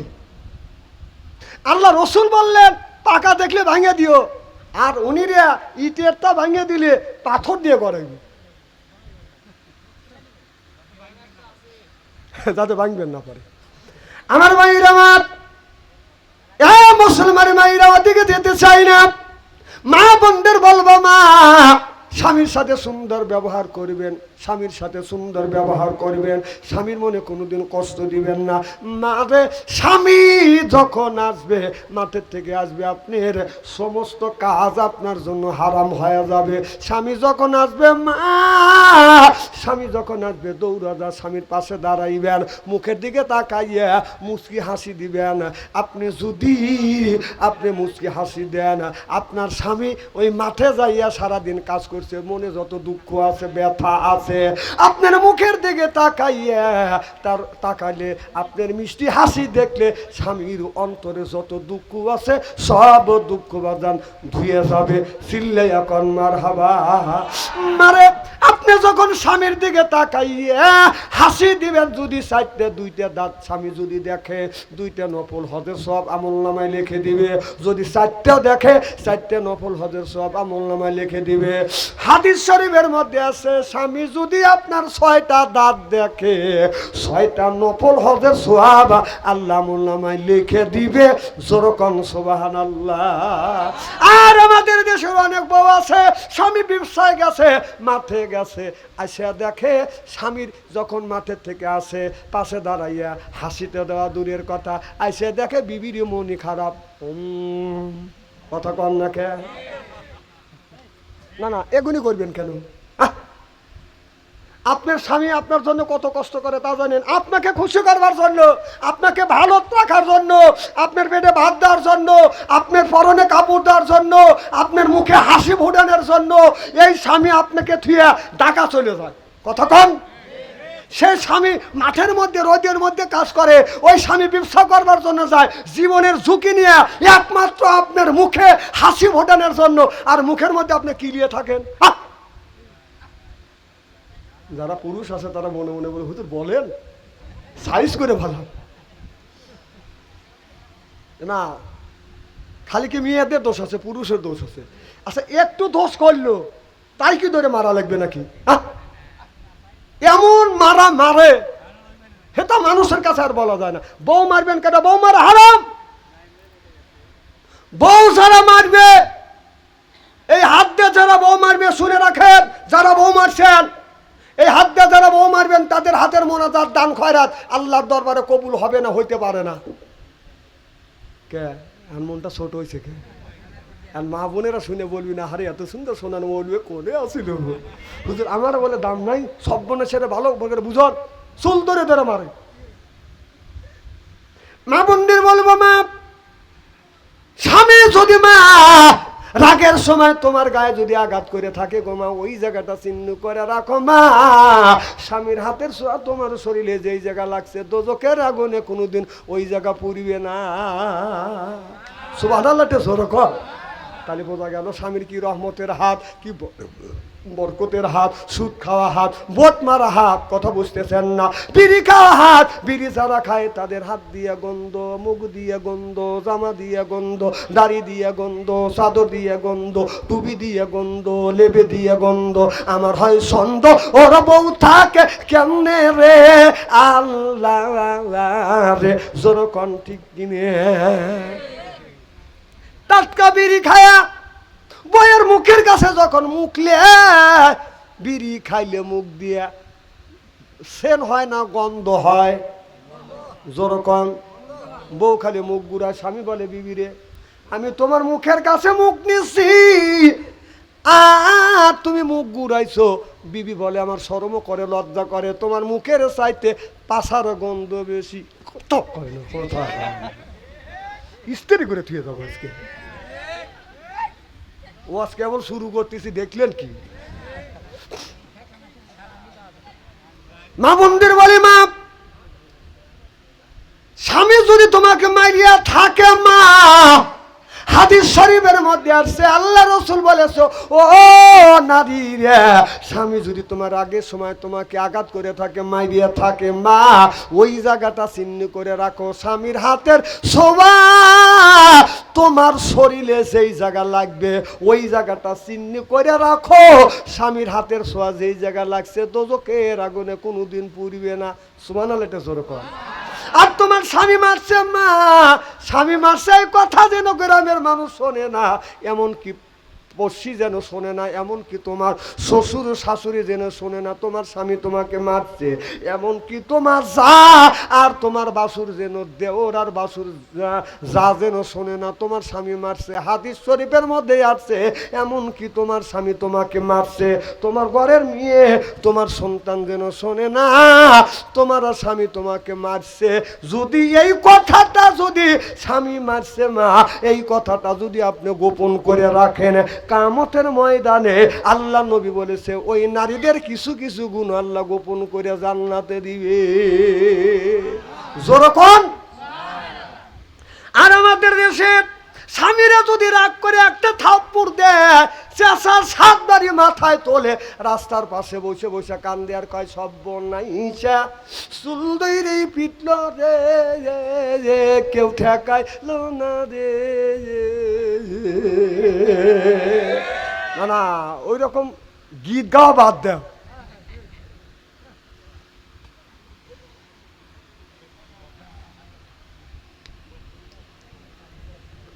মা বোনদের বলবো, মা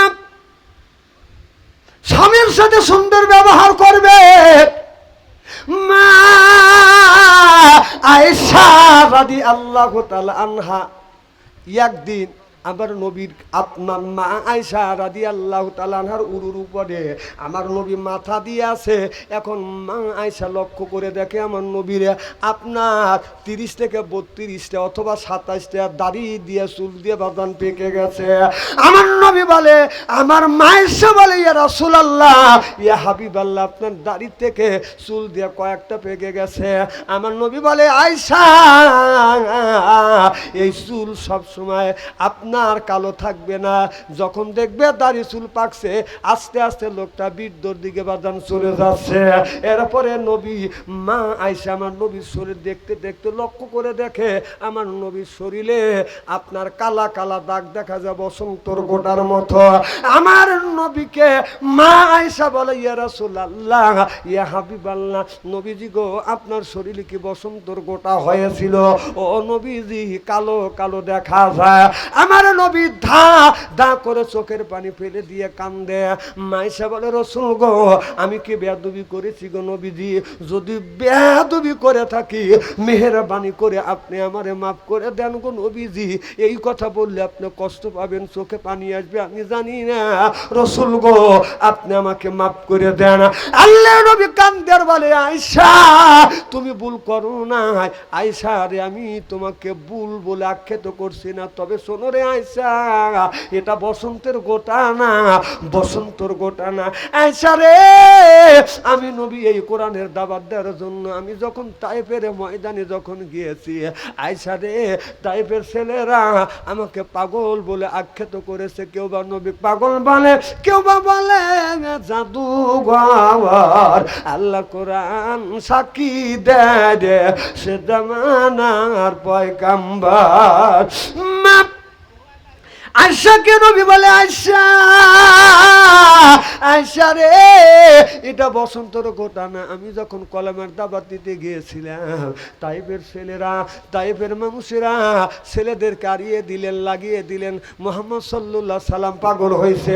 আয়েশা, আমি নবী আমার শরীরে বৃষ্টির মতো পাথর মারছে রে আয়েশা। আমি নবী আমার শরীরে মশা মাছি বসা হারাম ছিল রে আয়েশা। আয়েশা, মশা কোনোদিন কামড় দেয় নাই, কিন্তু তাইফের ছেলেরা, আমি নবী যখন তাইফের জমিনে গেছি বৃষ্টির মতো আমার শরীরে পাথর মেরেছে। আয়েশা রে, অজ্ঞান হয়ে পড়ে গিয়েছি, আবার আমি একটু সুস্থ হয়েছি, বগুলে নিচে হাত দিয়ে আমাকে দাঁড় করাইছে, আবার পাথর মেরেছে, অগিনিত চোখা চোখা পাথর মেরছে, আমি অজ্ঞান হয়ে পড়ে গেছি, আবার একটু সুস্থ হয়েছি, আবার বগুলে হাত লাগাইয়া আমাকে এরকম করে দাঁড় করাইছে, আমাকে পাথর মার। আয়েশা রে, আবার জীবনে আমি এত কষ্ট পাই না রে আয়েশা। তাই মেরে জমি রে, তাই মেরে ছেলেরা আমাকে যেমন করে আঘাত করে আয়েশা রে, এটা মেসন্তর কথা না, এটা তাই মেরে জমি রে কোরআনের দাওয়াত দেওয়ার জন্য তাই মেরে ছেলেরা আমাকে পাথর মেরে এরকম করে দাগ বানা দিয়েছে। আয়েশা, এটা এখন পর্যন্ত মোছে নাই রে আয়সা। আমি কলেমার দাওয়াত দেওয়ার জন্য গিয়ে এই পাথর আমার শরীরে মেরেছে। এই কোরআন প্রতিষ্ঠিত করতে গিয়ে আল্লাহ রসুল দান মোবারক শহীদ করে দিয়েছে, রক্ত পর্যন্ত দিয়েছে। এই জমিনে ইসলাম প্রতিষ্ঠিত করবার জন্য অনেক মানুষের ফাঁসি হয়েছে। আপনার এই বর্তমান বাংলার জমিনে ফ্যাসিবাদ সরকারের হাত থেকে এই দেশটা বাঁচানোর জন্য সাইদের মতো একজন শহীদ, একজন পালোয়ান রক্ত দিয়ে এই বাংলার জমিন দ্বিতীয়বার শহীদ হয়ে দ্বিতীয়বার বাদান বিজয় ডেকে এনেছেন। চিল্লাইয়া কোন সুবহানাল্লাহ। ৭১-এর সময় লক্ষ লক্ষ মানুষের রক্ত দিয়ে, মা বোনদের ইজ্জত দিয়ে সোনার বাংলা স্বাধীন হয়েছে। দ্বিতীয় স্বাধীন হয়েছে যুবকদের তাজা রক্ত দিয়ে। ফ্যাসিবাদের হাত থেকে এই দেশটাকে আপনার জয় করেছে। চিল্লা কোন ঠিক কিনে? রক্ত ছাড়া জমিনে ইসলাম প্রতিষ্ঠিত হবে না, হতে পারে না। একটা বিল্ডিং যদি তৈরি করতে চান, নিচে কিছু ইট দিতে হবে। কথা বলছেন কি? একটা বিল্ডিং তুললে নিচে আপনারা ফাউন্ডেশন দিতে হবে, কম করে হলো 20 ইঞ্চি নিচে গাঁথনি দিতে হবে, 25 ইঞ্চি, তারপরে 20 ইঞ্চি, তারপরে বাদান আপনার 10 ইঞ্চি, তারপরে 5 ইঞ্চি দিয়ে বিল্ডিং গাঁথিয়া তুলবেন।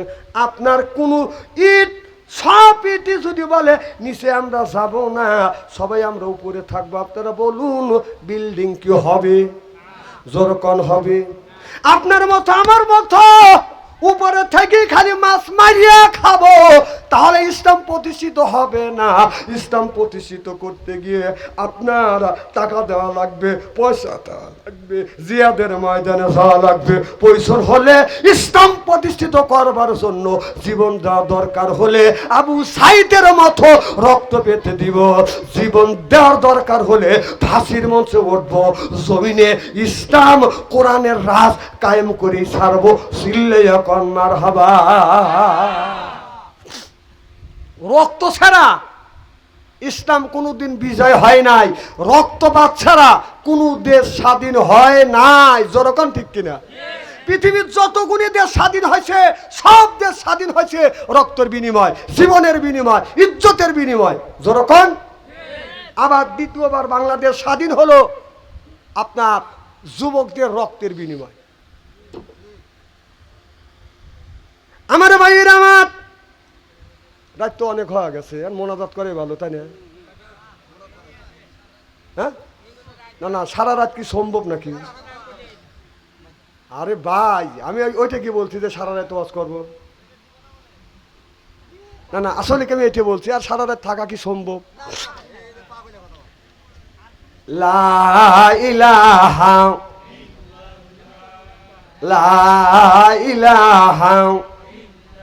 এই কলে মার বান্ধবেলা, আকাশে লাগবে মরণ বেলা।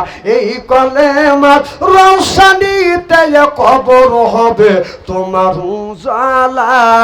লা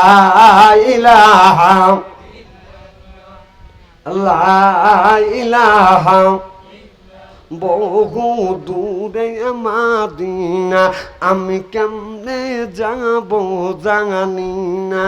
হয় বহু দূরে মদিনা, আমি কেমনে যাব জানি না।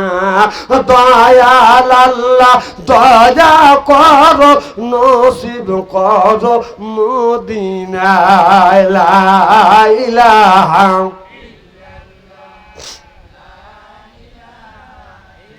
লা ইলাহা ইল্লাল্লাহু মুহাম্মাদুর রাসূলুল্লাহ সাল্লাল্লাহু আলাইহি ওয়াসাল্লাম। আমার মুসলমান ভাইরা, ভালো করে লক্ষ্য করে শুনুন। আল্লাহর নবী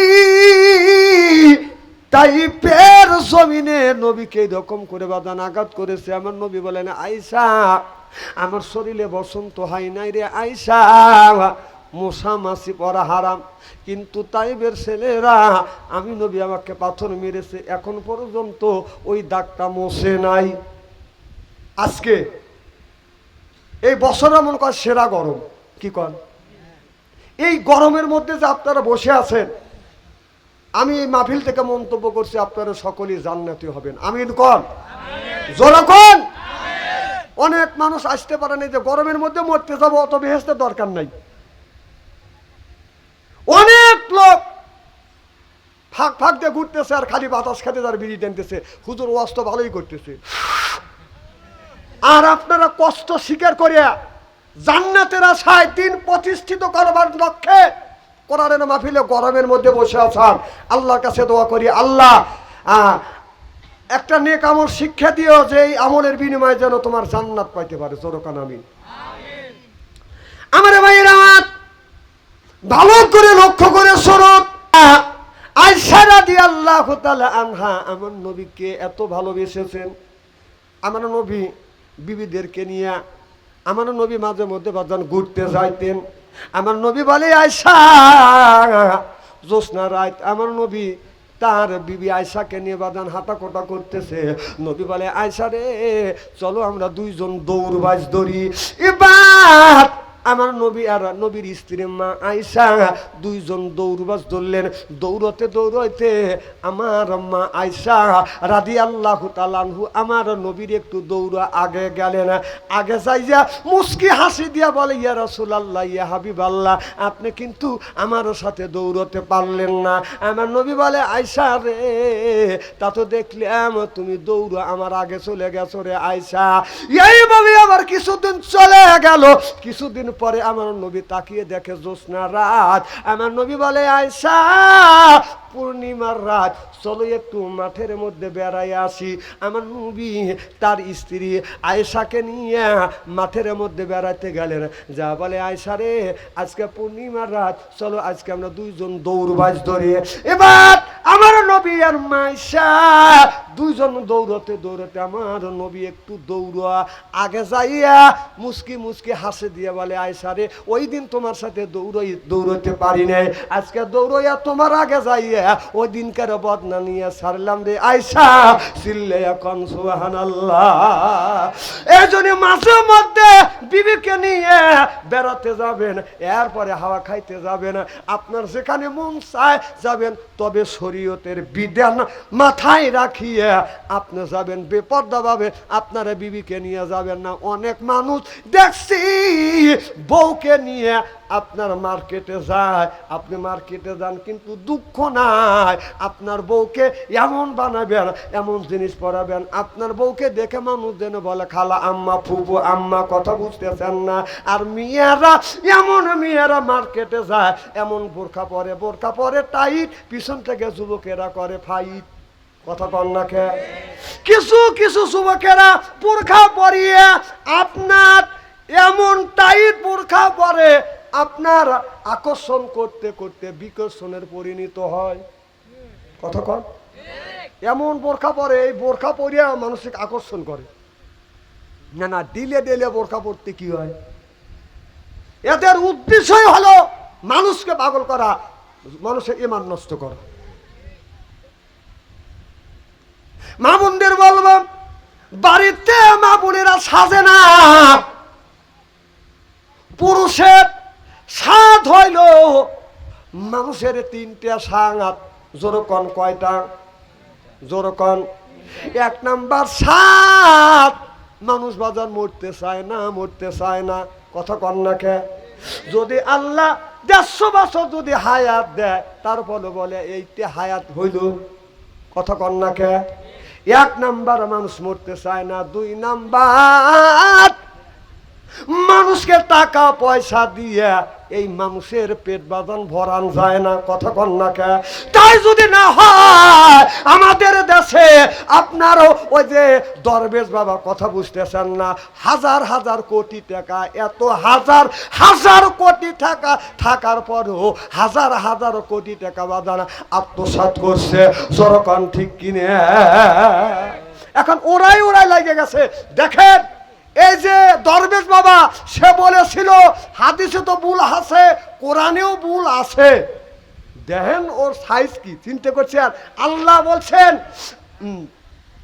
জালিকাল কিতাবুল রাইবা ফি, জালিকাল কিতাব এমন একটা কিতাব আমি আল্লাহ সৃষ্টি করেছি, নাযিল করেছি, যার ভুল ধরবার ক্ষমতা পৃথিবীর কোনো মানুষের নাই। উনি বলতেছে কোরআনের মধ্যে ভুল আছে। নাউজুবিল্লাহ, একটু জোরে কর। তাহলে সে বলছে যে কোরআনের মধ্যে ভুল আছে। দাড়ি দেখছেন না, মনে অজগবি আলাইহিস সালাম কোটি কোটি টাকা আত্মসাৎ করিয়া উনি আর সেই আমাদের আইন মন্ত্রী যিনি আইন চালু করছে, যে আইন মন্ত্রী আনিসুর রহমান, সে দিন 3 কোটি 4 কোটি 2 কোটি 3 কোটি টাকা না হলে সে বাড়ির মধ্যে ঢোকে নাই। প্রত্যেক দিন তার 2 কোটি 3 কোটি টাকা ইনকাম। পাল্লাদর্শীর ওই দুইজন যখন পালানি ছিল, সালমান রহমান আপনার এই দরবেশ বাবা দাড়ি কাটছে, মোষ কাটছে, কাটিয়া চুল কলপ করছে, করিয়া অল্প দামে লুঙ্গি পরিয়া সিম্পল একটা গেঞ্জি গায়ে দিয়ে রওনা করছে দুইজন পলা যাবে, যাতেই দরা খায়া গেছে। দরবে বা কেউ চিনবার ভরে নাই, যার এত বড় বড় দাড়ি সাদা, সব বুড়ো কালো করছে। চিন্তা করতেছেন শয়তান কতটুক হলে শয়তান হয়? ওর থেকে শয়তানও ভয় পায়। ও যখন দাড়ি কাটছে শয়তান এলাকার থেকে সরে গেছে, যারা ওর কাছে তাকাই দেবে না, ও আমার চাইতে বড় শয়তান। তখন যখন আনিসুর রহমানকে ধরছে, তখন আনিসুর রহমান চিন্তা করে আমি তো ধরাই পড়ে গেছি, একসাথে তো খাইছি, ও পার পাওয়া যাবে। তখন বলতেছে খালি আমাকে ধরবেন কে? ও যে ওর সাথে আছে। ওকে কায় ও যে হলো দরবেশ বাবা। এখন এই দলের লোক একজন যদি ধরা পড়তেছে, আর একজন তার গুমর করে বলে দিতেছে আমি তো মরেই গেছি, আমার তো জীবন শেষ। আর একজনে বলতেছে ও ওই বাসায় আছে, ও ধরে নিয়েছো। এইভাবে ওরাই ধরা দিতেছে। কথা কন বলা থাকবি কোনে? জনগণের তা খায়া তোর শাসাক ধরবো, তোর শাসা আবার তোর কথা বলে দিবে যে খালি আমি না, আমার ভাইস্তেও আছে। কথা কয় না, কথা কি আমি অবাস্তব বলতেছি নাকি? দেখবেন ওরাই ধরা দিবে। একজনে এক নেতাকে ধরবেন, ও ধরে সেই রিমেন্টে নিয়ে ডিম দিবেন। তখন বলবে যে হ্যাঁ অমুক জায়গা, অমুক রুমে, অমুক ফ্লাইটে অমুকে আছে। ওরা আবার ধরা দিবে। আপনাদের আমাদের ধরান লাগবে না, গোয়েন্দা অত কষ্ট করা লাগবে না। খালি ওদের ধরে খালি পাশায় ককটা দিবে, কে কোথায় আছে সব কথা ওরা কয়া দিবে যে আমি তো মরছি, ওকে লিয়ে মারবো। যখন ওর মা চলে গেছে,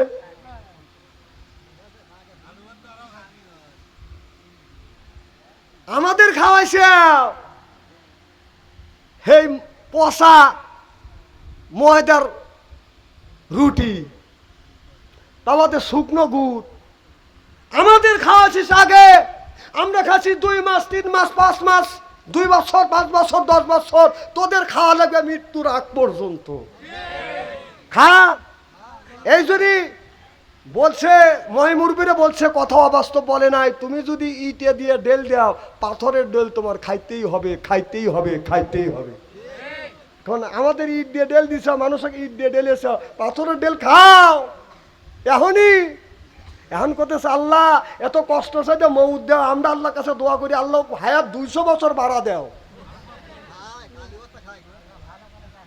রুটি খাই,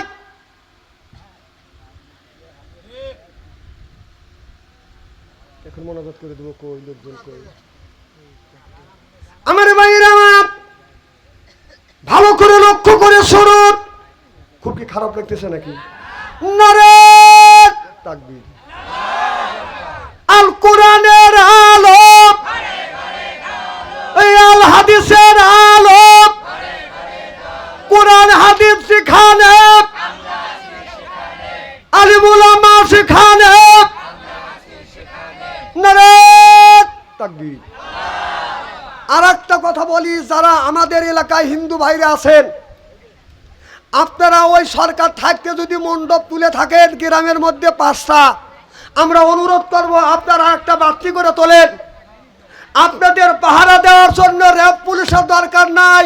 বাংলাদেশের মাদ্রাসার ছাত্র, মসজিদের হুজুররা পাহারা দিয়ে আপনার ধর্মকে পালন করবার জন্য আলেম ওলামা, মাদ্রাসার ছাত্র, হুজুররা পাহারা দিয়ে সহযোগিতা করবে। কথা কন। আমি নিজে পাহারা দেবো।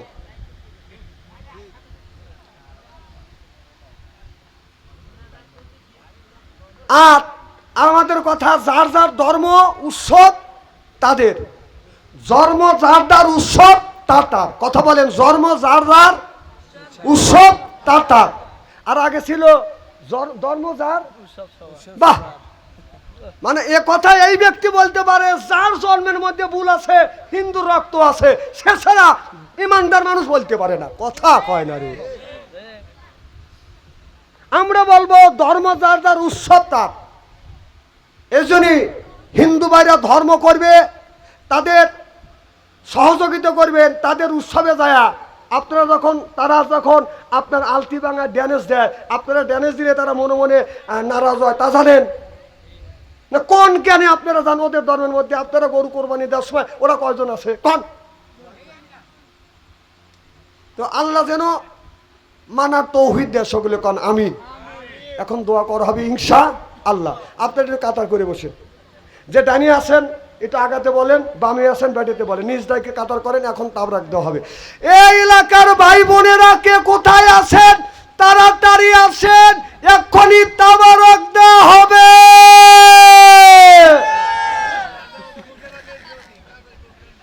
না, আমার একটা দায়িত্ব আছে না?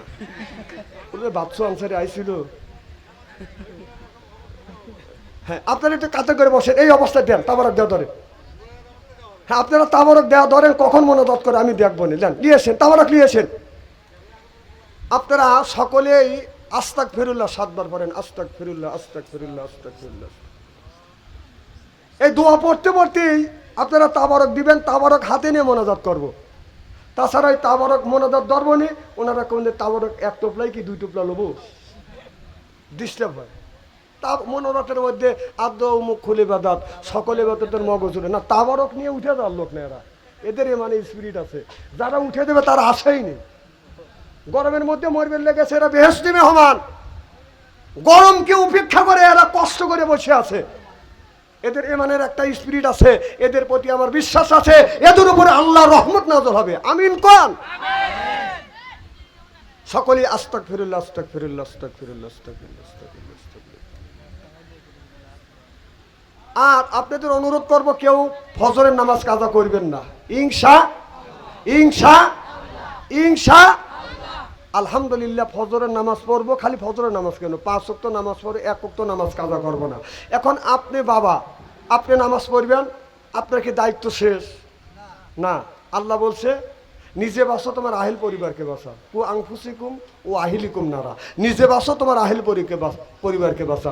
তা আপনার ছেলে বড় হয়ে গেছে, আপনার ছেলেকে বলো বাবা চল অজু দে, চল 2 বাব্বাটা নামাজ পড়ে আসি। আপনি যদি বলেন ওই ছেলে কি নামাজে যাবে না? বাবা নামাজে যাবে না, বাবা চিন্তা করে ছেলে মরুক গো, আমি বেহেশতে যাই। আল্লাহ কয় আয় তোর বেহেশতে দেবো নে, বেহেশতে দেবো নে। তোর ছেলেকে নামাজে তাগিদ দিলেন না, তুই বেহেশতের জন্য পাগল হয়ে গেলি। কিয়ামতের ময়দানে ওই ছেলে আপনার ওই জান্নাতের সামনে নিয়ে দাঁড় করাবে। ছেলেটাকে বলবে যে কি? ছেলে বলবে আল্লাহ আমার বাবা আমাকে বেহেশতে দিও না। কেই বাবা নামাজ পড়তে গেছে, আমাকে নামাজের জন্য তাগিদ দেয় নাই, বলেও নাই, যায়ও নাই। অবস্থাটা কি হবে? এই জন্য নিজে নামাজ পড়বো, ছেলেকে নামাজের তাগিদ দিব। আর মা যারা আছেন, মা বোনরা, আপনার মেয়েদের, আপনি যখন নামাজে দাঁড়াবেন মেয়েদেরকে নামাজের তাগিদ দিবেন, এক পাশে দাঁড় করায় নামাজ পড়বেন। আপনি মা যদি রুক সিজদা যায়, মেয়ে যদি আপনার বাচ্চা যদি মায়ের পিঠের উপরে সরে, এরপরে হাত দিয়ে যদি মা ওই সন্তানটাকে সরা দেয়, তারপরও মায়ের আপনার নামাজ নষ্ট হবে না। সুবহানাল্লাহ, একটু জোরে কর। হ্যাঁ দেন। আল্লাহুম্মা আমিন। রব্বানা যালামনা আনফুসানা ওয়া ইল্লাম তাগফির লানা ওয়া তারহামনা লানাকুনান্না মিনাল খাসিরিন। আল্লাহ মাগরিব থেকে শুরু করিয়া আল্লাহ গভীর রাত, গভীর দিন পর্যন্ত আল্লাহ রাত 12:30 বাজে প্রায় আল্লাহ আল্লাহ তোমার শত শত বান্দা বান্দিরা কোরআনের কথা হাদিসের কথা শুনলো, একটা মানুষ চলে যায় নাই। আল্লাহ আমার আগে তোমার অনেক আলেম বান্দা কথা বলেছে, আমি গুনাহগার, দীর্ঘ সময় আলোচনা করেছি। আল্লাহ যদি ভুল বলে থাকি আল্লাহ ভুল গুণে তুমি নিজ গুণে ক্ষমা করে দাও। যতটুকুন সব হয়ে থাকে আল্লাহ সব গুণে লক্ষ লক্ষ কোটি কোটি গুণে বর্ধিত করে দিয়া তামাম পৃথিবীর মাটির নিচে যত মুমিন মুমিনাত দুনিয়া থেকে বিদায় হইয়া কবরে আল্লাহ তাদের কবরের গোড়া যাপ আল্লাহ তুমি মাফ করে দে। আল্লাহ মাওলা রে, আমরা যারা কোরআনের মাহফিলের মধ্যে সমবেত হয়েছে আল্লাহ জানি না কার মা নাই, কার জানি বাবা নাই, দাদা নাই, দাদি নাই, নানা নাই, নানি নাই, পাড়া প্রতিবাসী দুনিয়ায় নাই। আল্লাহ অন্ধকার কবরের মধ্যে ঘুমিয়ে আছে। আল্লাহ আজকের এই মোনাজাতের খাতিরে সকলের কবরের গোড়া যাপ আল্লাহ তুমি মাফ করে দে। আল্লাহ রব্বুল আলামিন আল্লাহ আগিতের সম্পর্কে আল্লাহ কোরআনের তাফসীরের মাহফিলের আয়োজন করেছে। আল্লাহ এই আকিকাকে তুমি কবুল আর মঞ্জুর করে নাও রে আল্লাহ। এই সন্তানটাকে কিয়ামত পর্যন্ত আল্লাহ এই সন্তানটাকে তুমি হায়াত বৃদ্ধি করে দিও, যত দিনে বাঁচা থাকে মা বাবার যেন খেদমত করতে পারে তৌফিক দিও আল্লাহ। ইসলামের সৈনিক হিসেবে তুমি কবুল আর মঞ্জুর করে নিও। এই সন্তান ভবিষ্যতে বড় হইয়া মা বাবার মনের আশা যেন পূরণ করতে পারে এই তৌহিদ দেয়া রব্বুল আলামিন। এই বাড়ির আসমানি বালা আসমানে উঠাইয়া দাও, জমিনে বালা তুমি জমিনে দাবিয়ে দাও আল্লাহ। এই বাড়িতে তোমার খাস রহমত আল্লাহ পরিপূর্ণ করে দাও আল্লাহ। এই বাড়ির বংশ থেকে যারা দুনিয়ার থেকে বিদায় হয় অন্ধকার কবরে কবরখানা আল্লাহ তুমি বাগে জান্নাত বানিয়ে দাও মাওলারে। বাংলার জমিনে তোমার কত বান্দা আল্লাহ বলেছিল আল্লাহ ইসলামীর দেশ ইসলামের পতাকা বাংলার জমিনে যেন ওরে দেখতে চাই আল্লাহ। তারা দেখে যেতে পারে নাই, দুনিয়ার থেকে বিদায় হইয়া জালিমের জুলুমের হাত থেকে বিদায় হইয়া আল্লাহ শহীদ হয়ে গেছে আল্লাহ। ওই সমস্ত শহীদের পাকাতার উপরে সব তুমি পৌঁছাইয়া যাও আল্লাহ। আমাদেরকে এই বাংলার জমিনে কোরআনের রাজ কায়েম করা তৌফিক দিয়ে দিও আল্লাহ রে। আমাদের মনের বড় শখ আল্লাহ কেমন করে এই জমিনে ইসলাম প্রতিষ্ঠিত হয়, কোরআন দিয়া ইসলাম কোরআন দিয়ে কেমন করে রাষ্ট্র পরিচালনা হয় আল্লাহ। কোরআনের রাজ বাংলার জমিনে তুমি কায়েম করিয়ে দিও আল্লাহ। কোরআনের জন্য যারা রাত দিন মেহনত করতেছে শ্রম দিচ্ছে রে আল্লাহ, এদেরকে জীবনে বেঁচে থেকে আল্লাহ কোরআন দিয়া রাষ্ট্র কেমন করে পরিচালনা হয় দেখার তুমি তৌফিক দিয়ে দিও রে আল্লাহ। এদেরকে তুমি কবুল আর মঞ্জুর করে নিও। রব্বির হামহুমা কামা রব্বায়ানি সগীরা, রব্বির হামহুমা কামা রব্বায়ানি সগীরা।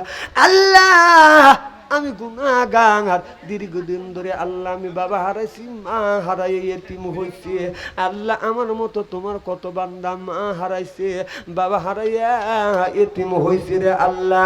আমার মা আমার বাবা সহ সকলের মা বাবার কবরের গোড়া যাব তুমি মাফ করে দিও। রব্বির হামহুমা কামা রব্বায়ানি সগীরা তাকাব্বাল মিন্না ইন্নাকা আনতাস সামিউল আলিম ওয়া তুব আলাইনা ইয়া মাওলানা ইন্নাকা আনতাত তাওয়াবুর রহিম। মৃত্যু ছুটি দাও, রমজান মাসে মৃত্যু দিও, জুমার দিন মৃত্যুর পরোয়ানা পাঠাইও, ফজরের নামাজ আদায় না করা পর্যন্ত মরণের ডাক দিও না। মরণের সময় তোমার মধুর কলমা জবান থেকে জারি করে দিও, লা ইলাহা ইল্লাল্লাহু মুহাম্মাদুর রাসূলুল্লাহ। আসসালামু আলাইকুম ওয়া রাহমাতুল্লাহ। এক গ্লাস পানি দাও।